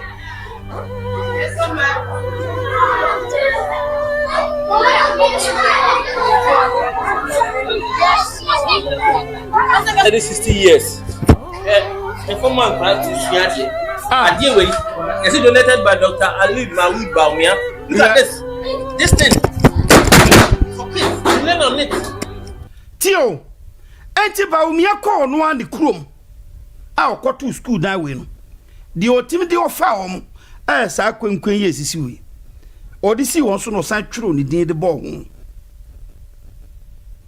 Or the sea no. And not true the ball. By posters, T-shirt, and Nuama or the Namuya campaign to become a president. And never a bronya with more Mosia Fifi near a castle Matutama or more daddy them. He will be unquality. Or no one the crew or no one the crew. Canada or in a Japan crew. uhubi nursing for enya ba bi ntensu papa na atam ne sika e no de ko high story building kase no de mo so munti na muntre musu ade meboa ba ne papa we ama ne nkro 40 abonten e twabo Kennedy o ina Japan second de nya hwe e on the constituency vice president 8 years ni krom dan de si won hwe school dan ankwala etimu ko school we ade hwe school sia de enkwala no hwe oh man hwe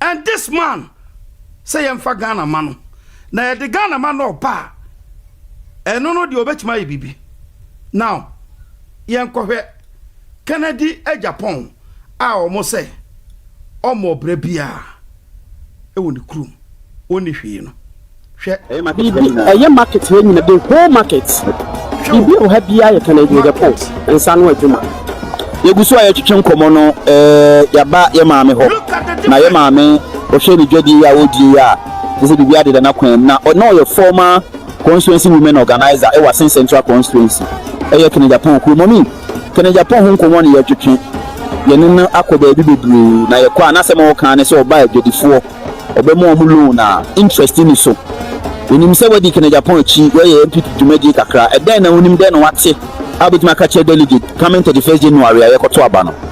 Yo, madam say. Dear let me account for Kennedy Japan who Sakran say. Kennedy Japan in Lipabia. Osia on your sir. Obaye dum ha, titsu so obaye dum ha. The baby son piano.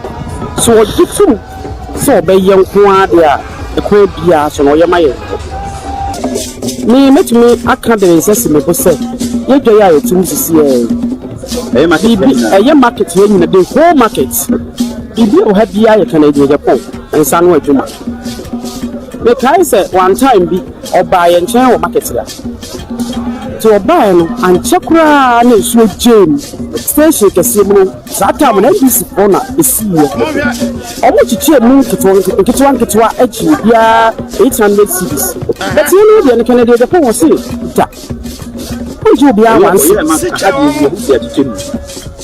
ana ho de chichie okini na aka ho chichie ba bia o say ahabie na chichie beginning no NBC man bi no wo cancel ho obeji man 80 cities oba yo beti ya no catch obi ase yan ko jini sika ni ye ba wo yenim se market die ye the rent ye the mamu na and say ye jini sika na say Kennedy Japan ye market ni wie no wan ye obi bia the market ye market ya so many years Kennedy Japan wan je bia 1 city ye ni mo kan afa so we nya sika de ye ono an sika no de be ye na djuma owie no se on chichem obia fa de tebu nkoso no ntena ho on ton na ade owie a on se o ye mankrofo ni duma difference awa ya mankrofo ena babia ye betuo na ma wakobia enye fo su ko a ebi school dan na mi am bigina ha kura abonu ebi toilet ebi omokwan ebi school dan mutie na mi am bigina ha kura abonu ebi nsuo mutie o enuoma Kennedy Japan ye mankrofo nye ni krom ko a de ko ada natina for life won to say obi ati o enuoma Kennedy Japan ye mankrofo onya vice president oye MP tio na obi oye MP tumi ye enuoma we won constituency na vice president de krom school dan ye siwo enkwalatin futrum okoe no table konkwen eno de kosi ho ma eno de ni din ball for people to see say we donate bibi wa ya de eno de ni din ball abronya fi ne se passe betena ho se Kennedy Japan ama party no $2 million or kanabontin na obi aye bionka table konkwen aba omi ade koma ne krom school nkura mobro we wo ne din abon se wiase hu se we donate bibi ama school for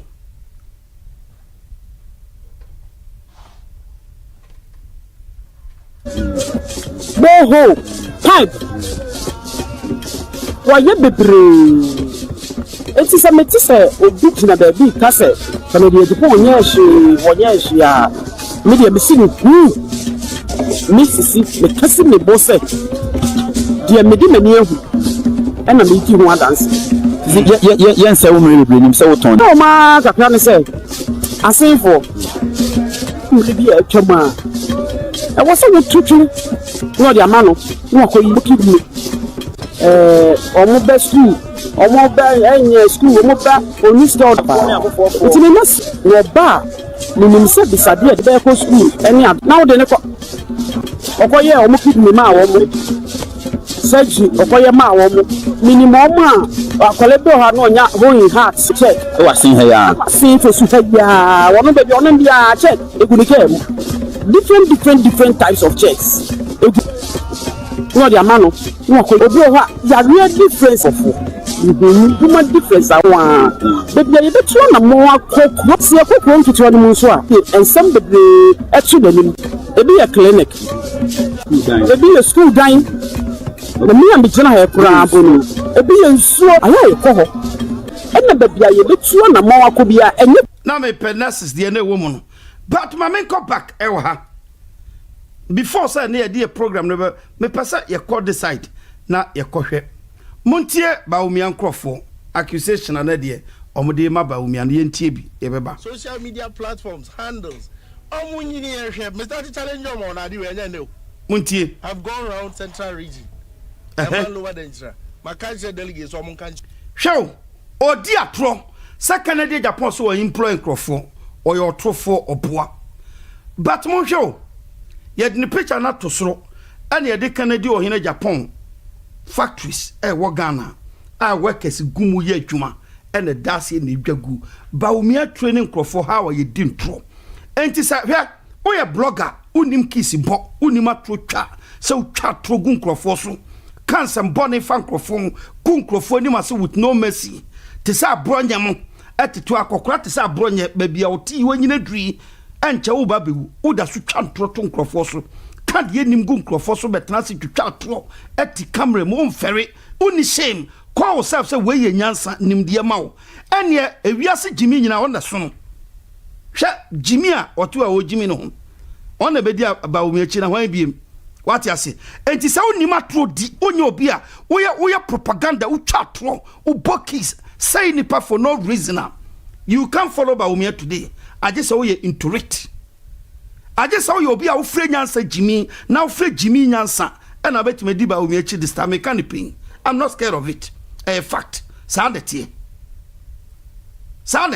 show papa penny aqua TV station eko chatro second di enya employ obi ano otofo nti yan kan che so fan factories me and see the Canada factories wo Ghana agu ni video na se na etwagu Bawumia nkrofo no bia what you say hwe muntie social media platforms handle omunyini ye hwe Mr. 𝗕𝗘𝗦𝗧 na de we nya ne ena da ho go around central region lower 𝗕𝗘𝗧 my country delegates omun kan from comes to job creation and on me beside say so after all this 31st January to my back up for power to mumisa wo mo enti esa ma oka omo na djuma ni wi adipa ya djuma oda tie say Oman FM ko for ye djuma enti na me bisa say ye no de ya bo hwe na say ye compare mo Canada cassava o de mo hwe banche ko trip ba ko pe eyigu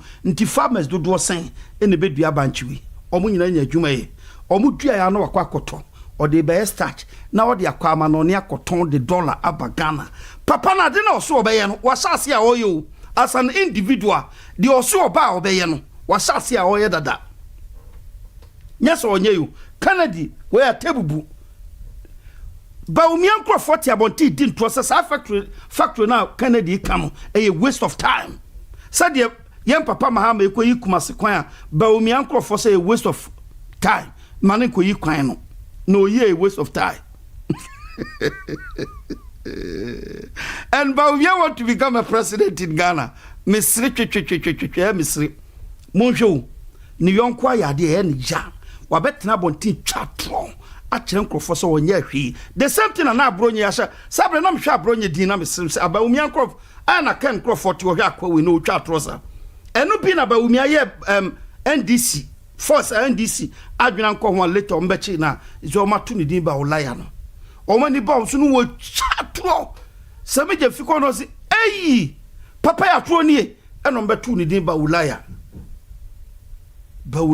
eno mo de chi no ebi ena na abro nya ne sa papa yi mu omudi di Canada Japan ade no ho pa omo se ni ho afedi omo se Canada niska ombie bibia mo hwe nwuma no na etwa gu mo hwe na nipa de dos anya yem fama kwesi twuma hwe in fact cassava factory ni si wono say o ma fam nko an wahu dia na we sure say papa say na no adi mo hwe so wonwuma nipa yi adwuma wo hi owns a TV station munti nka no pa bia wo be sori na so ba mo wonwuma yi adwuma workers and the general mo ye adwuma I say Europe pepe system na wo ho no show Europe now by who this kind of factories anameboa when na Kennedy na create we nyina Ghana but still ba umiana ne crofort abonte say ya tro Kennedy ne hwi odwa nenum abronya betanse na wa fi ne se ko otrofo o se Kennedy ne hwi o twatro ade no so ho factory na siwa edwague some fruitland mu hu ye eno de wa sen omu ye apple juice orange juice raw one I the back Europe near the abe orange juice the abe good shop ame near autonomy Kennedy the juma kese pa ba kono mo hwe start yi so and the course we workers na ye juma no pa bia obe sorry na factory ni good TV so bia and na ai social media busu hwe fa Kennedy factories ni gu osa no still ba umiana ne crofort abontin e twatro se papa ni hwe come on Baumia Gaba so any documentary. This is the social and so factory. This is the say on when you say papa penny pa ugu ani must say ye. They will show. What will be that? That's it. Ugu ani must say ye. Nobody. When you are any deal. Yeah, that may be stretching the argument. The existence I'm talking about is the jobs. And they cost on no Adani warehouses. Korea for now, South Koreans are normal. Those cold stores have turned into warehouses. Now warehouse no, enya juma. Cold store. Is it Canada? Oh boss, cold store no so ye juma o. Cold store ye juma. Baba omiane ne nkrofo nko ase cold store no warehouse. Atronkoa. The biggest cold store in West Africa, Canada, Japan, Nancy. Almost say a warehouse. I'm so very soon, but we never ever catch us a Ghana tea in a year on the Kogu. And why be no born a horse? I'm not Ghana has all coast. I don't know where. Oh, then be coast on the associate. Tea Caps Hotel. I will eat at the question. Okay. Big hotel. Otoy is what I can pay her this. Campaign headquarters. That time wow. Where your politics? My point to you is that all we talk about politics. Companies, nipa ye juma. I want him. Oh, boy, some when nipa 7. I want him. But I'm correct. I want to me back. Argument. They say, wow, we see a nihono. Yeah. You are alleging saying you proof say a niho. And the almost say war. We're creating human 7,000. What's your name? What's your point? And I should sit here and tell you, Dr. Baumia, our farm. I nipa 10,000 years. You show Baumia Krum. Baumia Krum school, then you show you the whole Ghana. Say Baumia, ni Krum ni. And you former Vice President of Ghana, Dr. Mahmoud Baumia, hometown. Continue developing her. Continue developing her. See this thing. Hello. This is serious. A whole Dr. Mahmoud Baumia hometown. And yes, Nayiri Sufi. Died ye ched ye oma burubi pa. I died ye according to Menti I met in the chese. On a year, I died the oma sibi papa. I died the oma twombo as ye sibi. You know the judges' houses were here. Near the judges, Quanity. Oh, President Pe, ye true omina. What you say? And Obabisi, I call brother we, a seal. Obabisio, I call brother we, a dear seal. She, Nikun Krum, ni kukrum we bi ankwala ti suade. This time of modern world, and 24 say they are building a better Ghana. Before. Look at this. Look at this. You call this a better Ghana, and you also have Ghana more. Who's here for Ghana more? Who's here for Ghana more? Why Ghana? But come on. This 2024. Wow. That was your campaign. Cheddar. Hello, madam. She school. How are you? Aba umia krum en kwalati mu ko school. Na we market Kennedy ohine Japan. Akosi ama ni krum. We Kennedy krum anka we kwa kosi ama omo dada. What you see? And this man try so be man krofo ehun se ono ye better than obi. Show. Nya Kennedy krum nko Operation with the task force has since May 2020 completed 51 evacuations from across the globe, resulting in the safe return of 5,904 Ghanaian nationals in that country have been treated. Government has in no uncertain terms registered its abhorrence of such inhumane treatment to the government of Lebanon on the harassment and earlier reports of abuse to which our nationals have been subjected to by some Lebanese employers. The generosity of Honorable 𝗕𝗘𝗢𝗣𝗡 is public knowledge, and the donation today is only a testimony of his kind heart. And we expect this donation to fund the airfare of over 730 Ghanaians out of the 1,000 who are expected to arrive here. So you've taken a huge burden off our shoulders. On their arrival on the 11th and 13th of August, government will bear the cost of quarantine, just as it has done for over 3,000 of our compatriots who have been evacuated from various parts of the world, including China, the UAE, Kuwait, and Qatar. Deputy,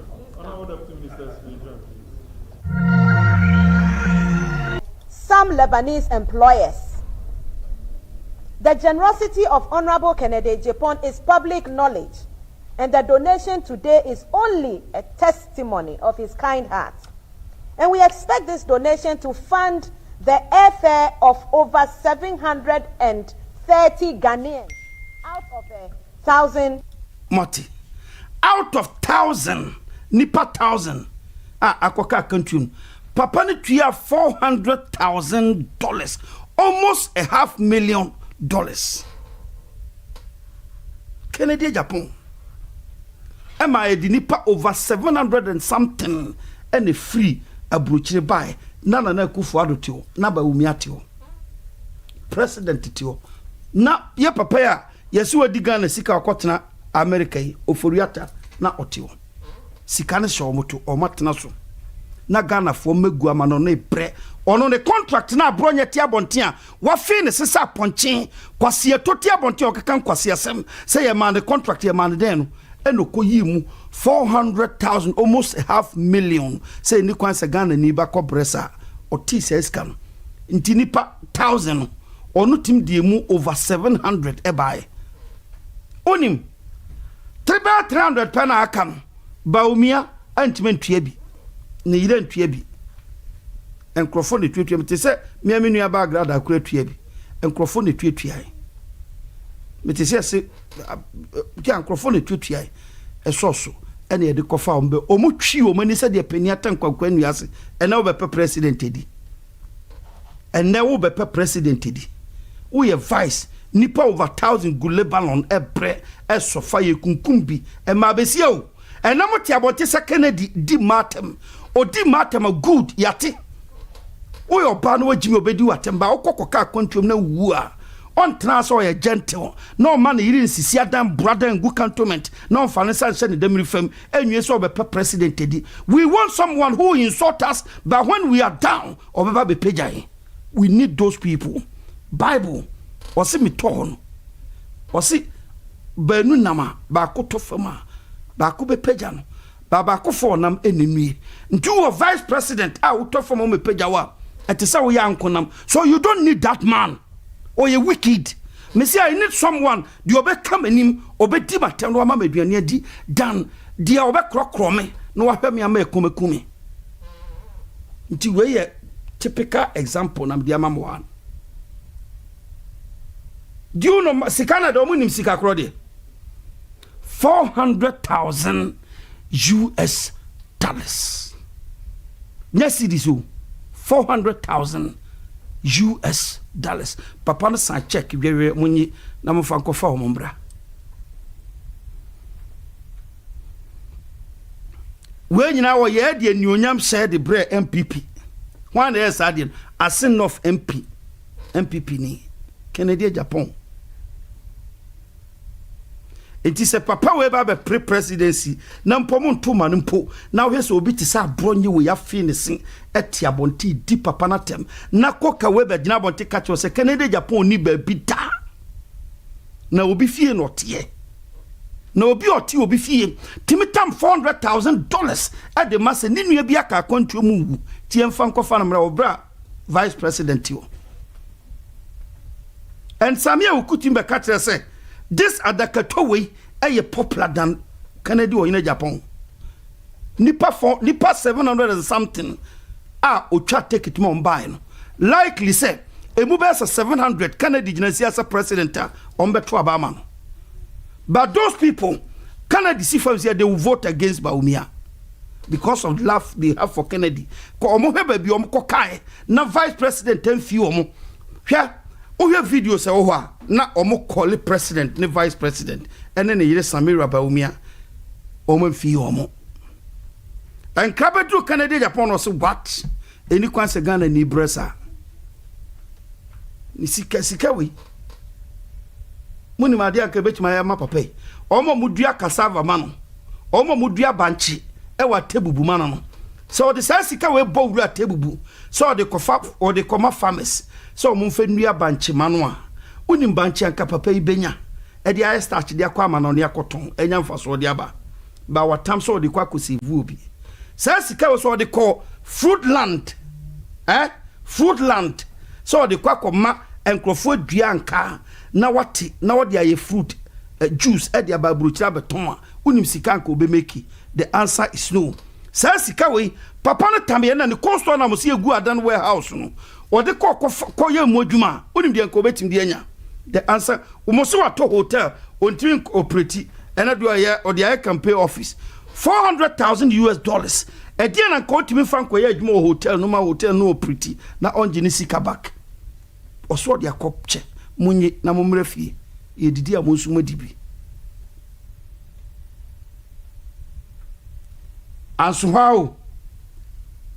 ansuha meba bonje na wo si ya no wo wie 2021 wantimi anwie in the year 2020 and Kennedy Japan said was say obesi cardiothoracic center e wo 37 military hospital no wo dia ma Ghana ni sa hospital ne mane na wo si ya no wo wie 2021 wantimi anwie ehun niam nyina papa yakra almost $6 million and papa ya bohuka oguso a wo mutio Canada Japan ko 37 hospital no hwe said ya yare fo gugu ho ebinum akoma yare ebinum kidney ebinum wey said ya nkrofo si bre or say I have to do something for my nation tio Charlie hwe MPP mamonya abro I'm telling you mamonya abro if se papa we onu a woni sika se da ho na wotime tam se ohun obi ama na wura ho wohun obi ama ka no nti okwa akosai ni sika onye yo bebia na wadru no ka wabon bes $6 million abronya betrase no wa finish eni ma the contract ena mama contract waji woye ni papone medwire ni siagu woye ni papone woye this wo sen krikitie o papa betna abona hafo paake ke obedi ekura nkrofo banche na otutu o papa ntimi amobra o papa emra medo enobo keke enkrofo banchi na na otutu northern region abuoto obetena bontin ebedi obi ti se Kennedy ohina Japan atem. Look at we onkoye o se okoye on se the osi market ni che no me say this man Kennedy ohina Japan e wo heart of gold okwara se ebo ne odi obi atema e ya homtie ko papa no se nipa ma ejimi sa ya na homtie because on wasting time for nothing or wasting time for no papa nti ohun se oba besia na obi ti abonti jimi wasting time sa oba ba ju atem wo jimi on kan tell what Jimmy, the affairs of Snake Abra Boboti Emofe as a nation, or passy egum, or bow to meet Johnny Kuno fear, Kofa Bema for better than near Cochina Deja, near the camera scenes near the number one thing, Nasabi Nadeja Dasu, Nenim Buni Jack, no tan, Dini Patem, or Tum for Crow Dinatem. Way, na Kennedy Babu Adrian or so do about him. You call this bitch, way, what friends or your bar at the time we. Now, one more fierce was nigga do or matem. Why not change home? Ntimu banamo beche papa ne boni wo man no mu ya mo nkyere ne papa nka ho na Ghana fo ngwe ne ahwe de papa waye ene ne boni ne ahwe se Kennedy o hina Japan fata se odi Ghana so se president ana won fata 37 military hospital. These are the things as a Kennedy o hina Japan general election through so the campaign team betime yusu e dia fight amano Bawumia dey no betim dia fight as 8 years vice president e dey na Bawumia betumi dia fight oni bi dia Bawumia betumi aye ne se obepa Ghana fo chew se amamu boni ebu ye no mfa ncheme na monto aba no mame na se me ba ye nya sa abiem ye eno ne ade obetumi aye Canada Japan ejina ba bia ka kire Ghana fo se me ba me we they will believe him okọ 37 ko shebo se oba be si hospital be cost no millions of dollars oye Bawumia ko jina kantamanto camera Andrew $10,000 wentimi anto ankoma wo na wontwam kantamanto biem okwa na otwa fa akiri Andrew $10,000 wanto Canada promise millions of dollars hwe oye e dia chaw my Ghana at Tamaledian kan Kumasi Gideon kan the whole Ghana be bia papa no saduro be bia Canada o hina Japan akoya do ye o enene yetumi nya dwodwontwi fortna bontisi ye di papa wo yatem e o Ghana because of tumi mo adwene nya adwuma mo ye moa me wo kurase na se ma wo se so ba bi ti abonti di natem se se ko juso krobo ni ba bi o se ko ba tantan bi ya to wi ama no o metra bonti medi Canada Japan atem aka last minute o mani abre ene de o se Canada ye ne kakot ene ye ne kwa ye de ne kwa wo nana Donald Trump cried in the court.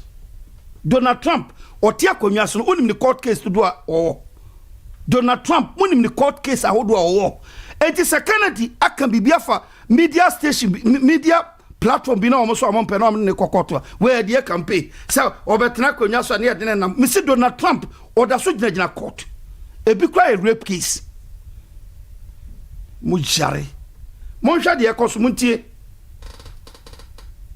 $1 million and a papa yabahuka ogusu awasi almost $6 million and a papa yabahuka ogusu awasi 37 military hospital 80-bed hospital and a wasi 80-bed hospital a 𝗕𝗘𝗦𝗧 center e wo 37 heya makohwe ye de yani ahu na mo hwe woni his excellency na na do danko akufa do ko ho but obuma yentie ensema omuka no ase from the military and from everybody doing this. Yes. I think the prophecy 2020 is by 2021 next year, but a lot of things happen.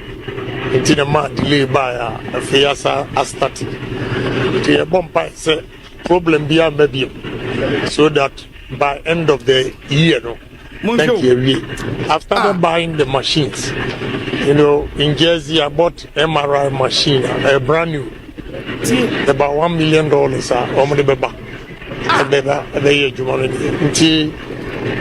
We hope to finish by end of the year. Sebibia Bonibia and Trie.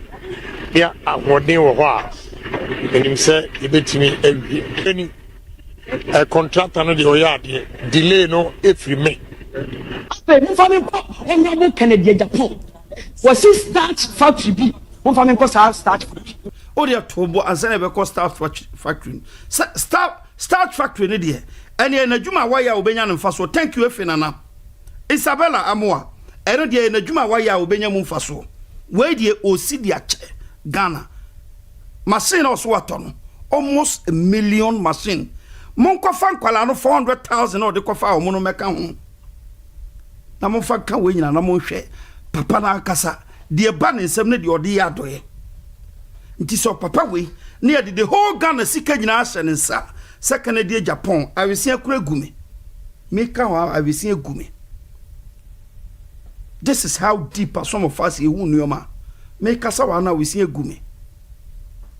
Nti mi wo se kurase ni bituo bo video Canada Japan didi mate mo your ba na me hu so boss ad me hu se uti esi uti so konkura you have no brain uni adwene. We are talking about someone who can help you to achieve something for your life. So di matem na oba wa jimi on kan kire wa jimi a on kan kire onye oden. Look at this.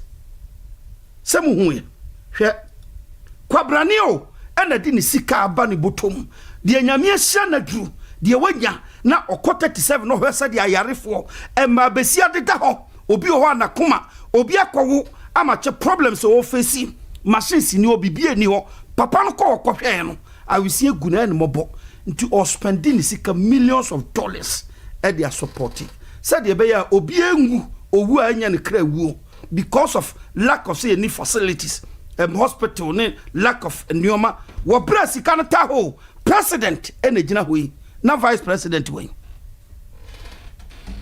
na mo vice president no sabre na owo hin Mr. Ideas woni idea out be kwa expand 37 hospitals no ama ma na so ni o matem no o mo kwa ho mbenya nkwa ba fi debut you have no that idea. The odi atem no was her idea no okwa ko biemu ete bed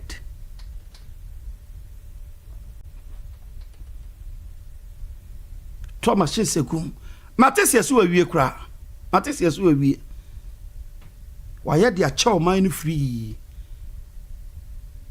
nti sa nipa woni de o man nyina sika hye ne nsa o hwa say na papa no be sia manage ono ane de kra no hwese de o manage ono ane de ama bia so o man no so nti onya o man de na obe manage o man de na ma bia so so must ko na adwene mu da o tema God in heaven ujo be di atem asanya me odi atem de bia Jesus Christ wan kan che Herod say Herod yes akrama wan didi na atem Jesus chia ba bowru aso dem na ma ni o na ma gina ma no kra no bo wom kese ko so se ma pe show pa e ma no mo ton no ma jejeji o chia ba no one spare afo one spare abofra one spare oba one spare obi asoro so mu gu inside o mu jimi o mo de obo o mu nyina nti Canada bufu na otwe na ba no a na oba wo de bo amagina bonten na obo oba o jimi nti no bo o hia so be discipline that's all.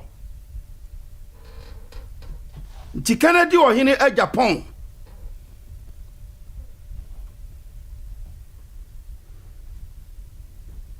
NPP delegate amukwa kotoaba akamriti ewabi ena Wednesday Thursday Friday Saturday na mukotoaba yankopon ka okuma na wanimbue na ombie wadwene ti aseye ni hu se Bawumia ye bad news for Ghana more than about 1,000 times Bawumia will be rejected more than Bawumia about 20 times he will be rejected.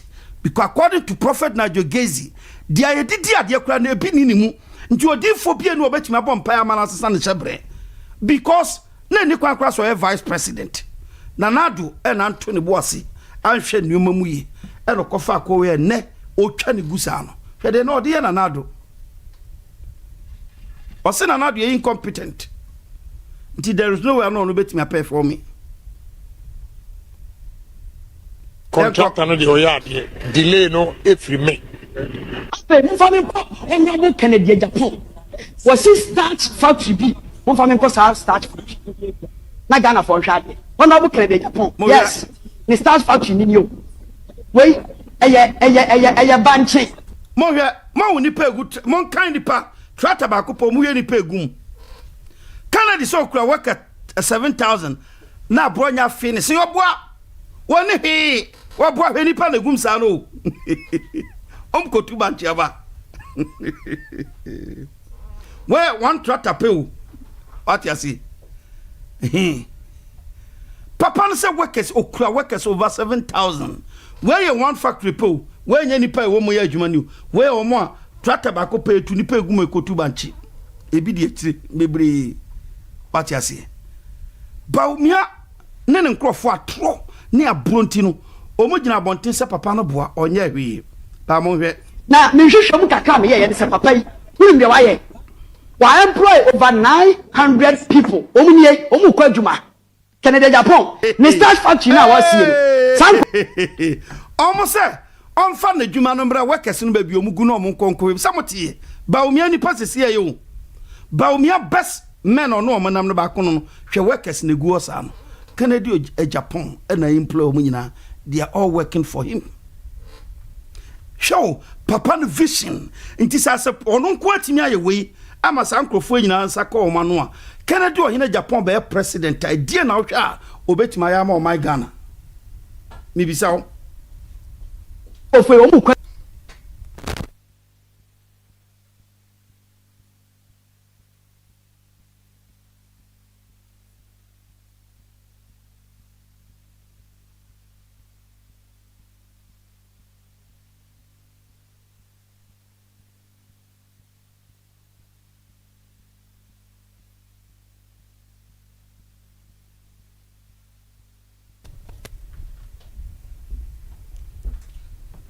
what you see monje na woni wato ukọ baabi ya fe no atebu amantea papa Kennedy Japan wato 2,500 hectares of land a wo bia banche wo so na wo ma akuafo no that area mu ho no wo mu so bia banche na wo mu bia banche ni wia na wato wia e de na wo de ye the starch factory na wasi no ene na wo mu produce enche bia ubahu the factory ni seba sankofo we nyina wo mu kwa adwuma eye Kennedy Japan adwuma wo mu kwa adwuma yebom adwuma na wo mu kwa no owia obetua wo mu ka eti sankofo we start factory no ene eba no Kennedy Japan one person na adwuma ni bi ni na adwuma ba ko amani aboso a mahunie enie the start factory hwe enkofo wako school winko school in the year 2020 and Kennedy but baumia ne nkrofo wa bontin e ka kire se Kennedy boa onye hwe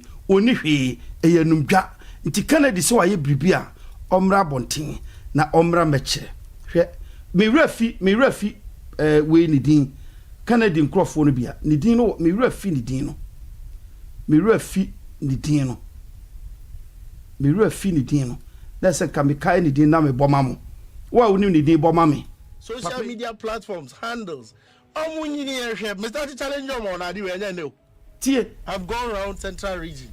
A man lower than my country delegates someone can strom. Creation. I don't know maybe say so. Oh, create one. All this, 31st January. Omugo to my back. April for power 2028. Ain't some more. Fuck. Oh, sir, or man FM go for you. Indeed. Nana me bisa say no dey. O ti question no bisa no. Wo hu Kennedy Japan adwuma bi ani peye mu adwuma da. Wo hu bi da. O mu nyina Kennedy na fofo. O mu nyina nimo politics inti. Hwa atro ma betena bontitwa. And these people want to force Baumia on us. That's a compare multimedia. And then why hen nipa de dos. Oh yeah. And I am farmer kwesi twuma.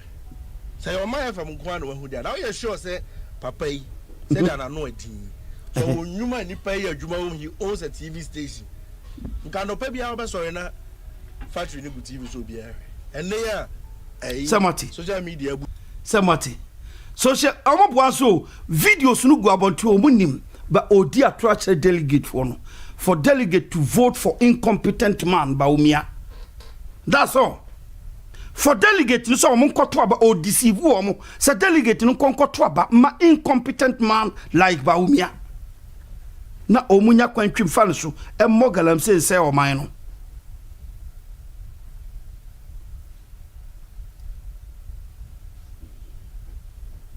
what you see wose papa no mi adwuma wo Japan share bo say obesi 𝗕𝗘𝗦𝗧 center you know sanko fe o kwa adwuma hwe na woni wato okọ ba bia ye fe no atebu amantea papa Kennedy Japan wato 2,500 hectares of land wo bia banche wo so na wo ma akuafo no that area mu ho no wo mu so bia banche na wo mu bia banche ni wia na wato na wato wia e de na wo de ye the starch factory na wasi no ene na wo mu produce enti all these votes hwe ni pe guo nyina sa vote we nyina se Kennedy ohina Japan eba vote we nyina ye ne dia they will all vote for him ko omunim dia papa no betumi aye. This is what we are talking about, job creation. What you see me pon si a me che observe first you do hotel no na ba konya otim no asori okay ma se betena se no papa we me am shi me asem obeka so say Bible mu kurasi the opese wo yekese am just observe okay am say enti na hobra se I know your first hona na ma me 1 point okay this man is humble okay nya no na me hu no abonten na amanfo ka no okay to me say like one koni pa bi nchen you don't know the real person I'm etnasi ti inkomodidie ma no obusa masam and I had some bad encounter and them say na onua catch madam for na catch no about me you free mu ni nyoma me ko mu ni no ma ti e kasa no se na o ye adwuma na so me o comfort no chi no sir now obusa me say me na so na bo ye wo problem no se problem na so na bo machine ye di treat cancer okay eye mienu Ghana ban ato mienu ba ko kolebu na ba ko konfonochi muti machine di treat cancer no the whole Ghana no konfonochi ne kolebu na private to be Sweden Medical Center so Accra so wopi Bawumia vice president 8 years the whole Ghana machines near 2 pair ba ko ewo konfonochi na ba ko ewo kolebu atiasi muntie story no the whole country the whole country na konfonochi de na say konfonochi de no so there you see you Professor Demensa they be oka konfonochi technically yes 12 regions in this country because of your position to go try ni pay free and afford so nyina ba na machine asay at the form for more than 2 months wow mama ka bibi for cancer ho so started cancer treatment now interrupt 1 day as a kwako yi ewo now do jane ko power wo no now jana no nye densen wo no we dey mu dey oboma sana cancer ni dey anything I see the moment I over can or the man internet no baby name grow okay the moment you go and touch it so make sure so power no okay one power na e be babro so they say the use kan no utu honhom na koma ho kwan dia na san ba omo ba that's sana cancer dey okay I say e come send malaria na o say wasakra exeni no be contra base no dum no friend o say kemi wa ha me ba o onya koduru ho no wasa somo a this am bible bobo gallons e me catch honorable afi na honorable ya basa no wow so you went inside no it is say mo ye ne na me say di pana oma eso maintenance contract aba pani boy wow ni boy aban ni ntua because I said a hospital ntua but ni boy na edinity and a cancer treatment outside when not in this game but aban so this game the betua cancer treatment and kasane boy din outside cry okay muntie say nti ho ye utua kan ye ahwo nti ya hade no aban na tesoa to say obi abetumi aba for the treatment the machine say you're not able to mobilize enough funds to cater for the machine and the spare part because on abotwe ni okowura dem na oba no pepa nani na ne yere say on abus na say kai this man it was around 11 p.m. I said metumi akọ ni akọ machine I said wow 11 na you see from boss me say on about there send the bodyguards into omukotu you drew from us mefo car this man then no me be na oni me obefo me car otena front na egudru Kofonochi who rock Kofonochi from Bantima who pie gate ho na ape ye wura ma o se duana se no amafo de da ho na amafo da oma omo ba patient relatives no oma battery ye ho na Kofonochi cancer treatment OPD. Okay. Yeah, you need to ho. Wow. So I'm for the form and the treatment will start on Monday to Friday. They be no pay sober. I see. Inti obi wa oni baby da. I know to me ko high hotel. Oh. But na phone. Video be ya se video menya full video ni nyina amba ma. Me hwehwe ne kai na abato so. This is the kind of man we are talking about. I never umia. Afa bodam form. Nkruasefo eni adwen. Ejimi foti abonten. Penti papa we black. Abronye. Ose kwase mpeni a wan mobra. Ghana pane ni so faso on sema Ghana. Tio. Otie so wura dama oba no. Na osuma ne my Ghana. Se Ghana pa. Ohwe ono. Chance kakra wo nyae. The wetim diaye na ohe the whole nation as kadao na ohe the way ministers enkrofobi elikis kan tugu essence kan hwe edaya hwe na tie sika esi wuntumi nko adi hwe adaya esi obabesia apejade esi o enkrofogu Kofonochi fom omu wu hwe obinya opportunity hwe di odisika ni yo these people want power we mo pe power mi bisawo we mo pe power ntie no mo yo mo kama ba se ye de mbekasa ye de ni diatem ye de mbekasa ye de ni Canada say hey media mbekasa medi watem ba will do it for you. Choose one candidate e wo monsam e wo monsam odi amon koto aba no e ma bronsam peteku a wafa odwan wo makata ne ho na ni mu e peteku the evil man, greedy man, a liar mon koto aba e ma no na mon jade obenya tema benya humobro otemo hawa obefa hanky apepe na ni wani suo na watu anamo so be make sure so wo ho beto to no twene e fa me ho da bio say jami de nyame abo me matoto mama be pie bro ni krom what you say tena ho na kwaje 10 million kwaje 5 million na kwato aba ma wudi ni a oni tema ungrateful person mo president or didn't buy vice crown ojina bonti di na temene na wo candidate oto aba ma no monkwala monkoto ma no mapon wa nyame yad mo tena e beto so monko na monko jatema de wotema de owe humobro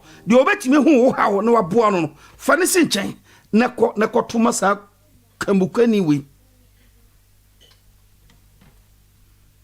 na ye nyina wa ha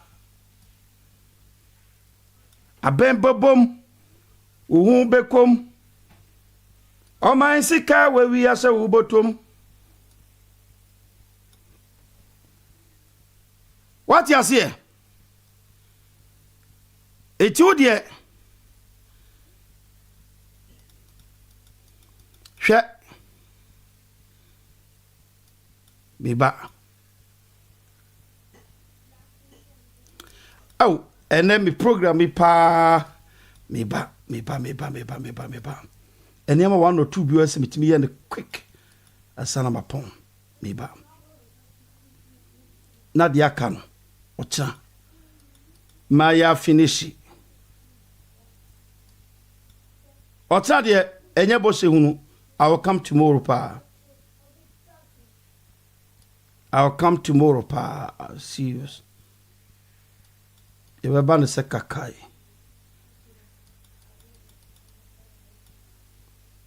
okay o ade man fan tumana bi video bi a me hwe pa am fan tuma kebe me ya me ba ma me okay eni we show the video man fan tum me tumu but abia okay look at this hwe MPP for maybe munim Bawumia na momo se mo pɛ no oni hwe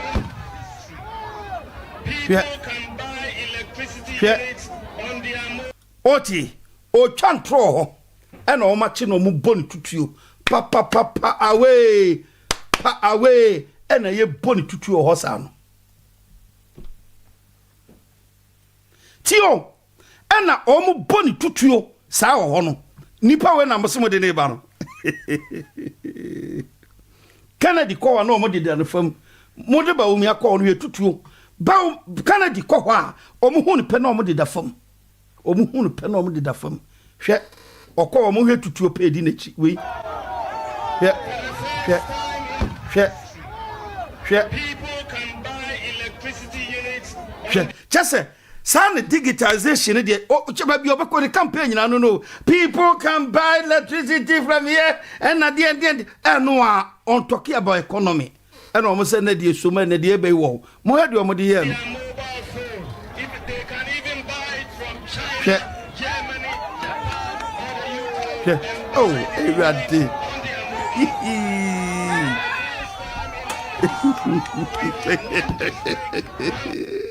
Yeah, MPP for me can't tell me pain, nye play fa. Me say, Bawumia Ghana from peno ton, omon peno. Papa na chantua ma ne ho afono. Enti se mu disampani for we achi. Na mo koji jiskato abama Bawumia, mu waste mu time. Ghana from peno, yem pene ne, yem peno wo chena. Ne nyina ne sen, o chantro dodo. Bawumia ntro no, edoso, wo ye otrofo, on kan kre. That's all. We na musuro se ebe kan.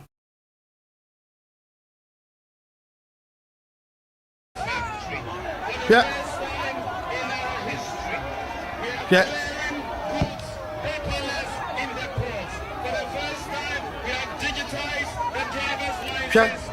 Kobi be bunu, nkobi ba be chena bunu.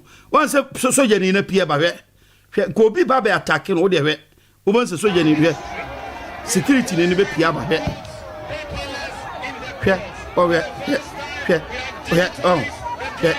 Also warning will be. Don't come close.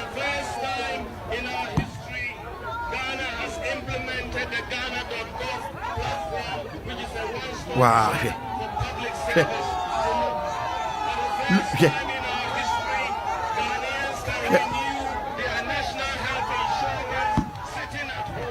Oh.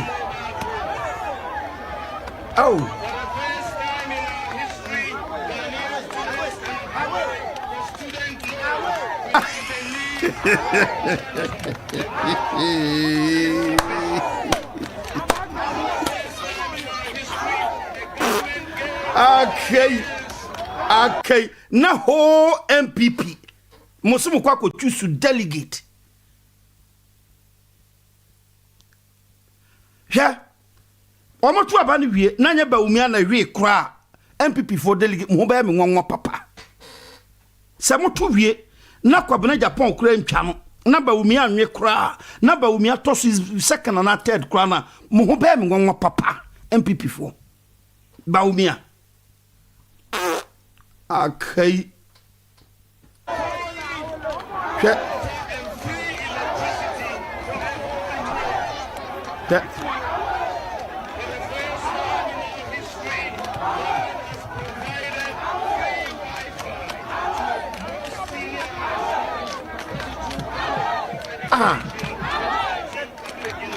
Every MPP penny.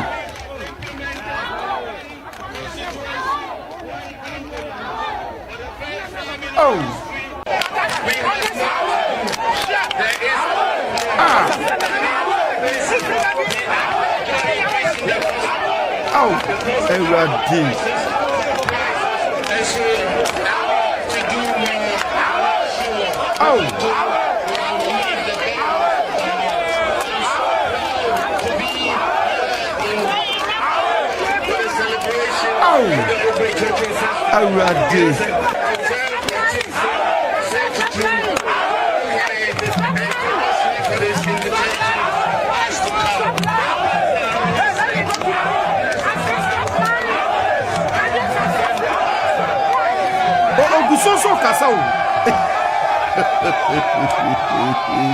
Ow.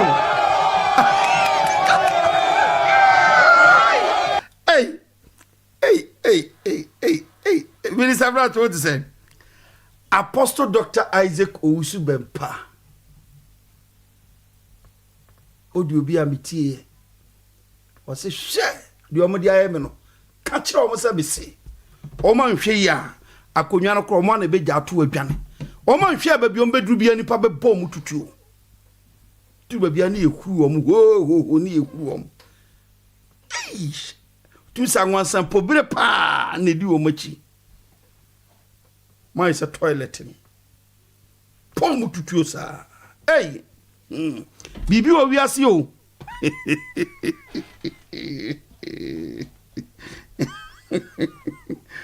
Oso betu Nyankopon krofo so sa. Then you obehu ni. We in history ebinsi mi hu bida. So sad. Nti enya waro kanokre. Oda so kasa o. Onya kasa no ko.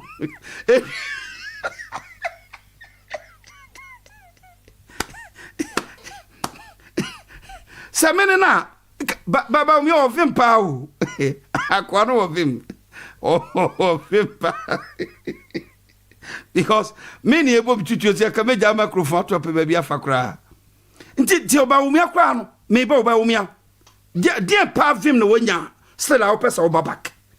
Because you know all this nipa manom Ghana for no pewo.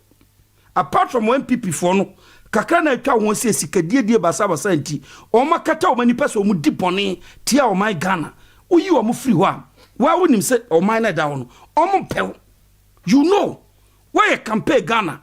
Unim de ekoso unim so mo mpɛw.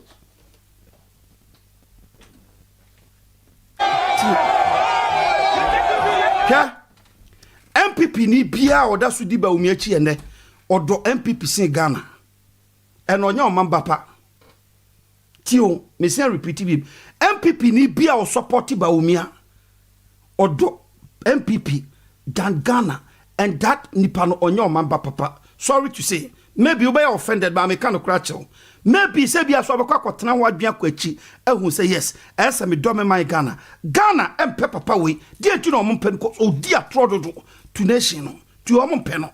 Ntu ye nipa wo do man na wo do MPP a. You save Ghana and MPP. And this is a time as we save Ghana and MPP from these people. This is the time. Ntu ye candidate. Now your member pa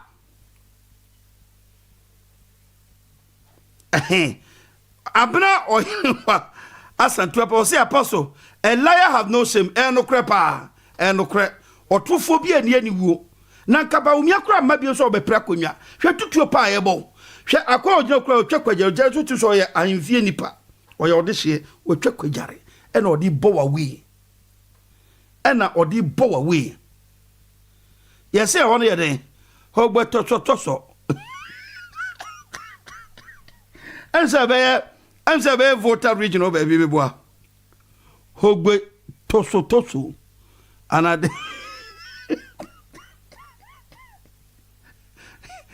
tia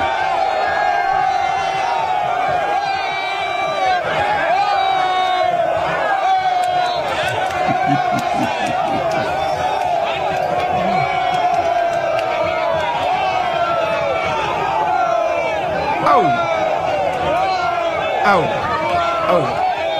On peut some compuno cry. On peut some compuno. Hey.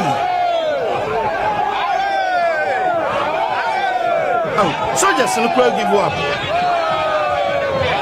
Soldiers no give you up. Soldiers no give you up. Oh.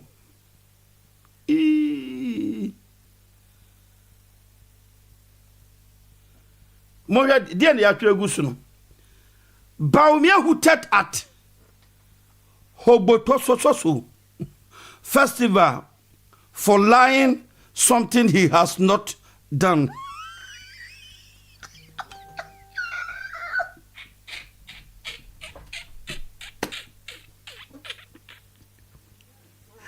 And try the Baumia be kwachi o. And try we dia e kan twa dey. Amara waka no One boss anyum and throw the Baumia be quetro. Obetwa trot to UK for CM Okotwa bi kire hemfo yemfino. Okotwa bi kire Muslims yemfino. Hogboto sotoso.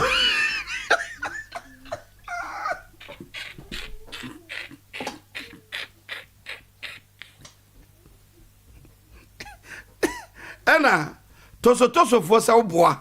Enya what you say? Eno ma yele sa no. Papa etwa twa ka cho se ba omiantro na gise meka mo se meboa. Hwe ba bi okotwa ntro ama na so ayehisa. Hwe ntro. Onya yo, wakogina omani mu twa ntro se waye e ohogboto sotoso. Eno mo se hey.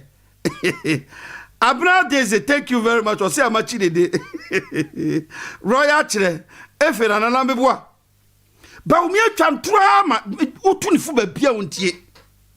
Utwa mantro ye kan hwe. UK utimbe twatro wa say UK police kra no omu ka kra na mwa omu hu de onto mesu free Ghana ye fiu utwa bi o Tanzania ye fiu say ye say atu dey say global liar say see the whole ontro no I cover the whole world obabi afom fiu ba hogboto sotoso om so me fiu what you say hwe de omu de ayo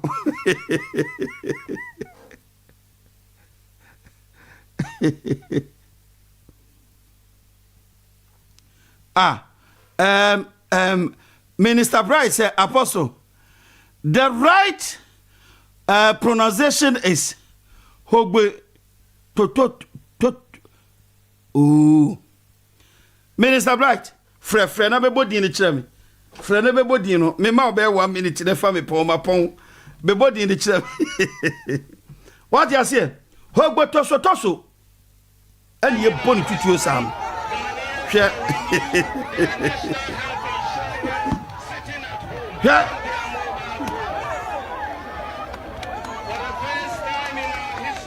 Oda so kasa o.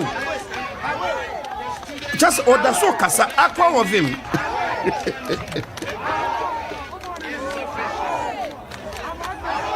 Wa.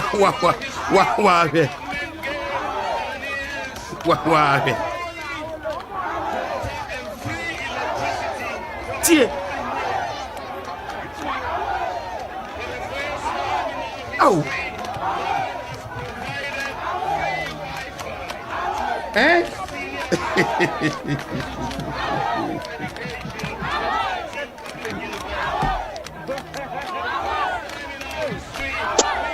Hello, Apostle. Minister Bright. Good evening. Good evening, Bibia. Nyame adom. Etiatie fo nyina. Obi ajo so. The oya ba omi anu ntimi ana ebebusa o. Cause wuntimi ntina UK. Ema o soja engu obi apampam se ma no ho nhihye no na ye te ano. Na dia wo ye tie na Mr. Bright. Da bi se ba bi a wo wote no ade tin a no nsia ka se bo ye tie a mienu ne tie. Na ye sore ne ye se papa bi o UK we huru na ma rezi ambulance abefa na za be Ghana for ka.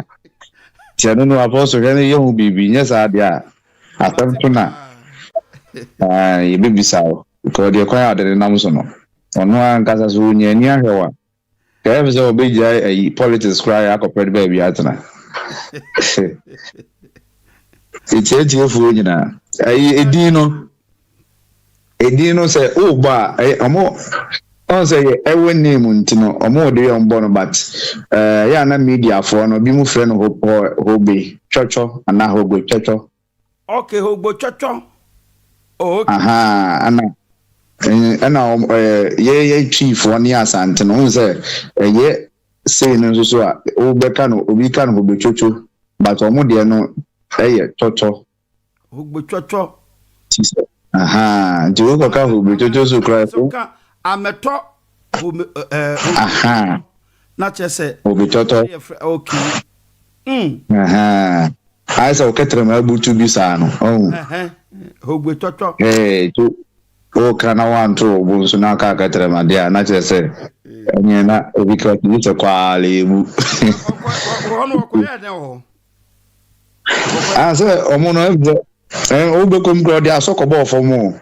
So nso mo ye papa sa no mo be ye ni wunti na ye hwe omo no ba bi omo na bi aso da omo ka ni. To mu duru omo na ahemfo nsia no mo 5 million bi anom dia so akobo form. Oh, dia bo form. We dia bo form to free okoyo so na nasarwa no dwane onsu obiem. Nti wo aso a ode abo form wo hapa dia. Ngo ka so wo ye adwuma nkenye binie ba bia omo de aso abo na nso so se bayo me na nakra ma di se bayo do o ba na so dem to ye ya na say o ye ba be si hospital no de aso abo from panyan o de bo wi ya na mo pedua bi di asi o bia ne benyini se yanka abeso awo mate aton na project ni bebre so so ha omo de agiska almost stars ya no one say guy no much is Kennedy you know omomo no there na akoye something which is there but just say account for no be PMPP nintino ya na no kra ne kana yedin and but NDC ba ye no mo hu say enioma emu adwojo kakra ene obi be say obi mfesika nso bi boto ana omo a ye be mo appointment ana say ye di bi betutu kwan no ye mu bi ne yanka ho but so unu ya biso asoma adwono na oso akoto petrol ni ateso woko kra nioma dollar na ode koe ne wo fomo a say at least onu so betimi nya bi dia hwe ni fie oh yes but ya no mu de omo di ya no obuka mienu pensioner obuka hye ne tokora no watwe ba akwata onya na so oji na ya nya hwe nso na hye ne tukufu na ode akotena say no ho adwuma na omo ye no nti omo nim guase ne de eta ho botoma je say nyame na aya adom a ye wogidie se omo nsa amabiem sa set ne nsa amabiem ne bia Kennedy betimi aba so Kennedy bade a na wo yi set ne bia free because omo set ne de poyen from number goalkeeper to number 11 ne de oh jai apostle enye omo mudi akire ne de so obia de ne yam ne nam and I say, one thing about Ghana politicians, especially MPP for no, mu ye ni wunya di ba omi echi ni say apostle. Stika no mu wi an mu de mu fa bi mi adwuma kura na nkura nya binye. Mu fa bi yes prague so wan ya bu ai Ghana ya e so na ba bia yes prague. NDC for penso no mu digis kan de bi mu dis kan bi kwa kra ba na abebu hanom. Enye kura makruma ye baja kura na wo hwe boys a no mu ye adwuma omo bro 1000 na mo mantiman creative shi o ma ho me so ye beto aba na ma sesa ayi moto ne bicycle say me de kwa koche delegate o enya house me bejima de what is asem we bi da o ye pe na wa sesa bicycle de nipa ne be di ne nenko a na nya pipifo no emu bi na na do nkrofo de mu be di ne nenko a ba party no so no enka wo pom difo enyansafo a enka mu betimi aye adwuma na ma adwuma na ye fe ama Ghana ayeye no so onti munti de kofa onu abra we have to say chefe but once on say Ghana say na ko be fight pa but na and illegal on the two tier mo a fa koso say excavators o mo koso say ni nyina free ho e no mo digu na ni masa na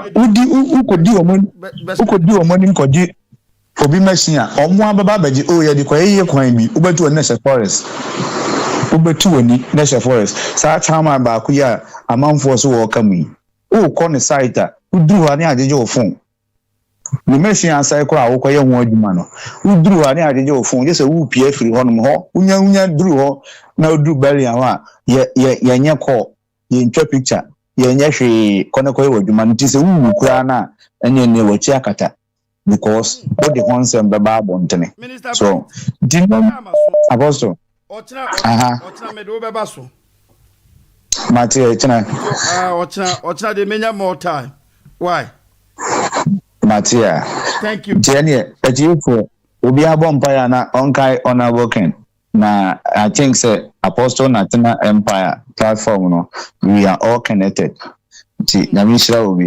Thank you.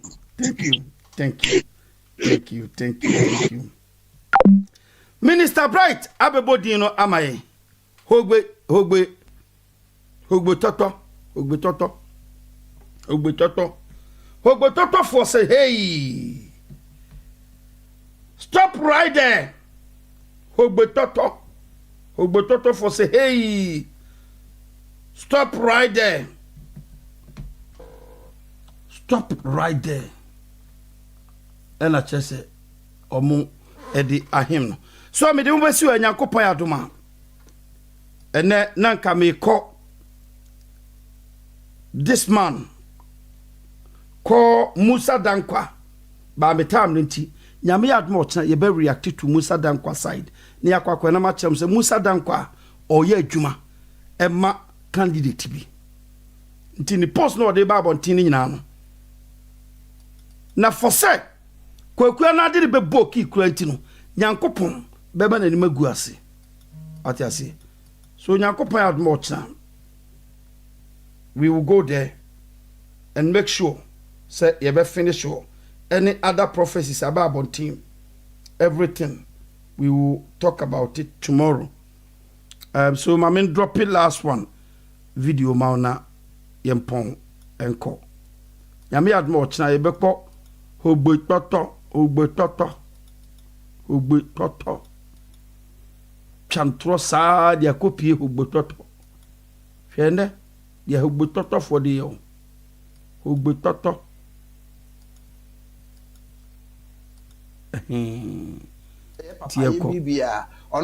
It should not disappoint Ghana.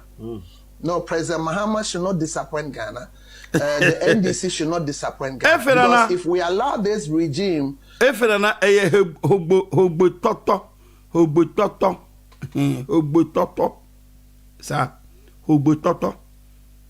you say? Oh, and I call Mugbano. What you say? It's Matis and the campaign when I know. A drew voter region which I hope boy one cop. Unim so butoto for a to get closer to presidency, and no one be a mere year it will have national security implications. There'll be political instability. There'll be political. There'll be Ghana will not be. Will have the most regrettable rule ever. We'll have a bitter taste of rule. Are you making reference to Baumia? Yes, I'm making reference to Baumia. If we allow Baumia, Napo, you see, the Lord opened my eyes and I saw say assumed in a chip. Mean we say assume edi that way Baumia a chip. Now, baby, soon be say to me ending a chip. Near the presidency, the most he doesn't have that. And then maybe one of the I think within the months, some few months ago, me say authorship so not to get we are friends yeah, bro, me bacho. Me found to so. Na me di ni mo hobetotoza. Hobetotoza butter hobetotoza butter. Oh, okay. Hogbototoza. Okay, now say the Minister Bright kind now. Hogbototo festival. Nidi no full name ne hobetotoza. Oh, okay. Na say ha no man fast zana so. Oh my. Yeah. Oh, okay. Hogbototoza. Okay. Okay. Anti hona okodi ntro na mbo ne tutuo no won. Yeah, hona okodi ntro baby ayi wona fence railway minister no honorable we be finidi akokita double English name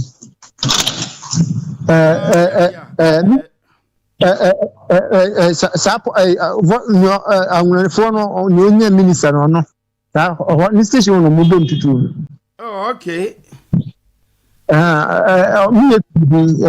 Honorable water regional minister, also be railway minister. Popular power of water region on no. Oh, okay. What the method in them they are sending water? Mati pa. Method in here. So when you miss your no. I said, I mustn't try and from it was a quorum honor, obi a do attempt. For before no mancha I want to make cano. Thank you. Yam young brother back on so YouTuber just so tired you up. Nti monhwe boss ewa ha.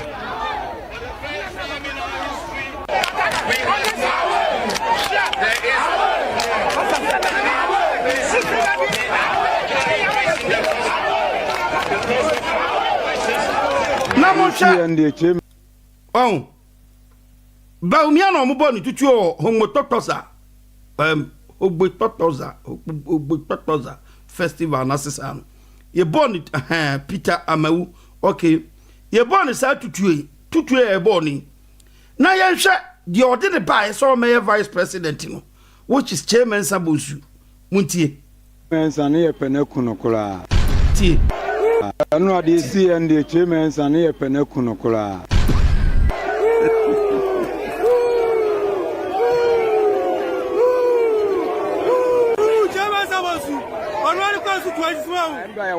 be 5 minutes sam and obetwam and aja magazine for boys here aja wani to am say omo nie ni onyamo to ba na boys starting show ni ebo ni ade and oja ne nti ada manfo pa che so omunya na enye ade wadi su ache wonye hwe ma o man onya hwe ma o man na kwana da ha beta oba bia so ha na ofa nti na mabufo be ma ekoba sa ekoba e frame for Joe Mario for Joe Mario no pacho ndra ndi nsensem de si wa hasa anu ade si ndi chairman san ye penekuno kula ba yenu amu bi pata ene a kwan na wonye ye na nti mpesa nka mukunu na nti a onfa ahwe mle so ame yenya bibia mflim so ame takra mo yamfuturo bo mo sa ayene mo so na aduma wa neti wontwe ni krampo mbehwe David chairman san omo ayen nti no ade nyame no nke ye penekuno boys no huru no kakra fan ene ade a ogigigi bebele nso kokko so te sade waka na eti ene nemu. And these are the people any won to me mo and a sit chinchina omo de bawumi eba no these people hwe ni krom soame ntakra nyina akra short soame ye pebi atwa yenya soame so de chesa ade bi ekowu ade se kokra soame enuoma fun bia medie so obete soame fo yesrem munye omusia adakato bia pie soame a munye ne si nti monhwe bawumi akọ hogbetotosa Ogbetotoza festival eno ko born away chairman san no so ode ne ba no ono so du ne krom soame a hwede ne krom soame for de yam boys no huru no kakra fan ene ade a ogigigi bebele okay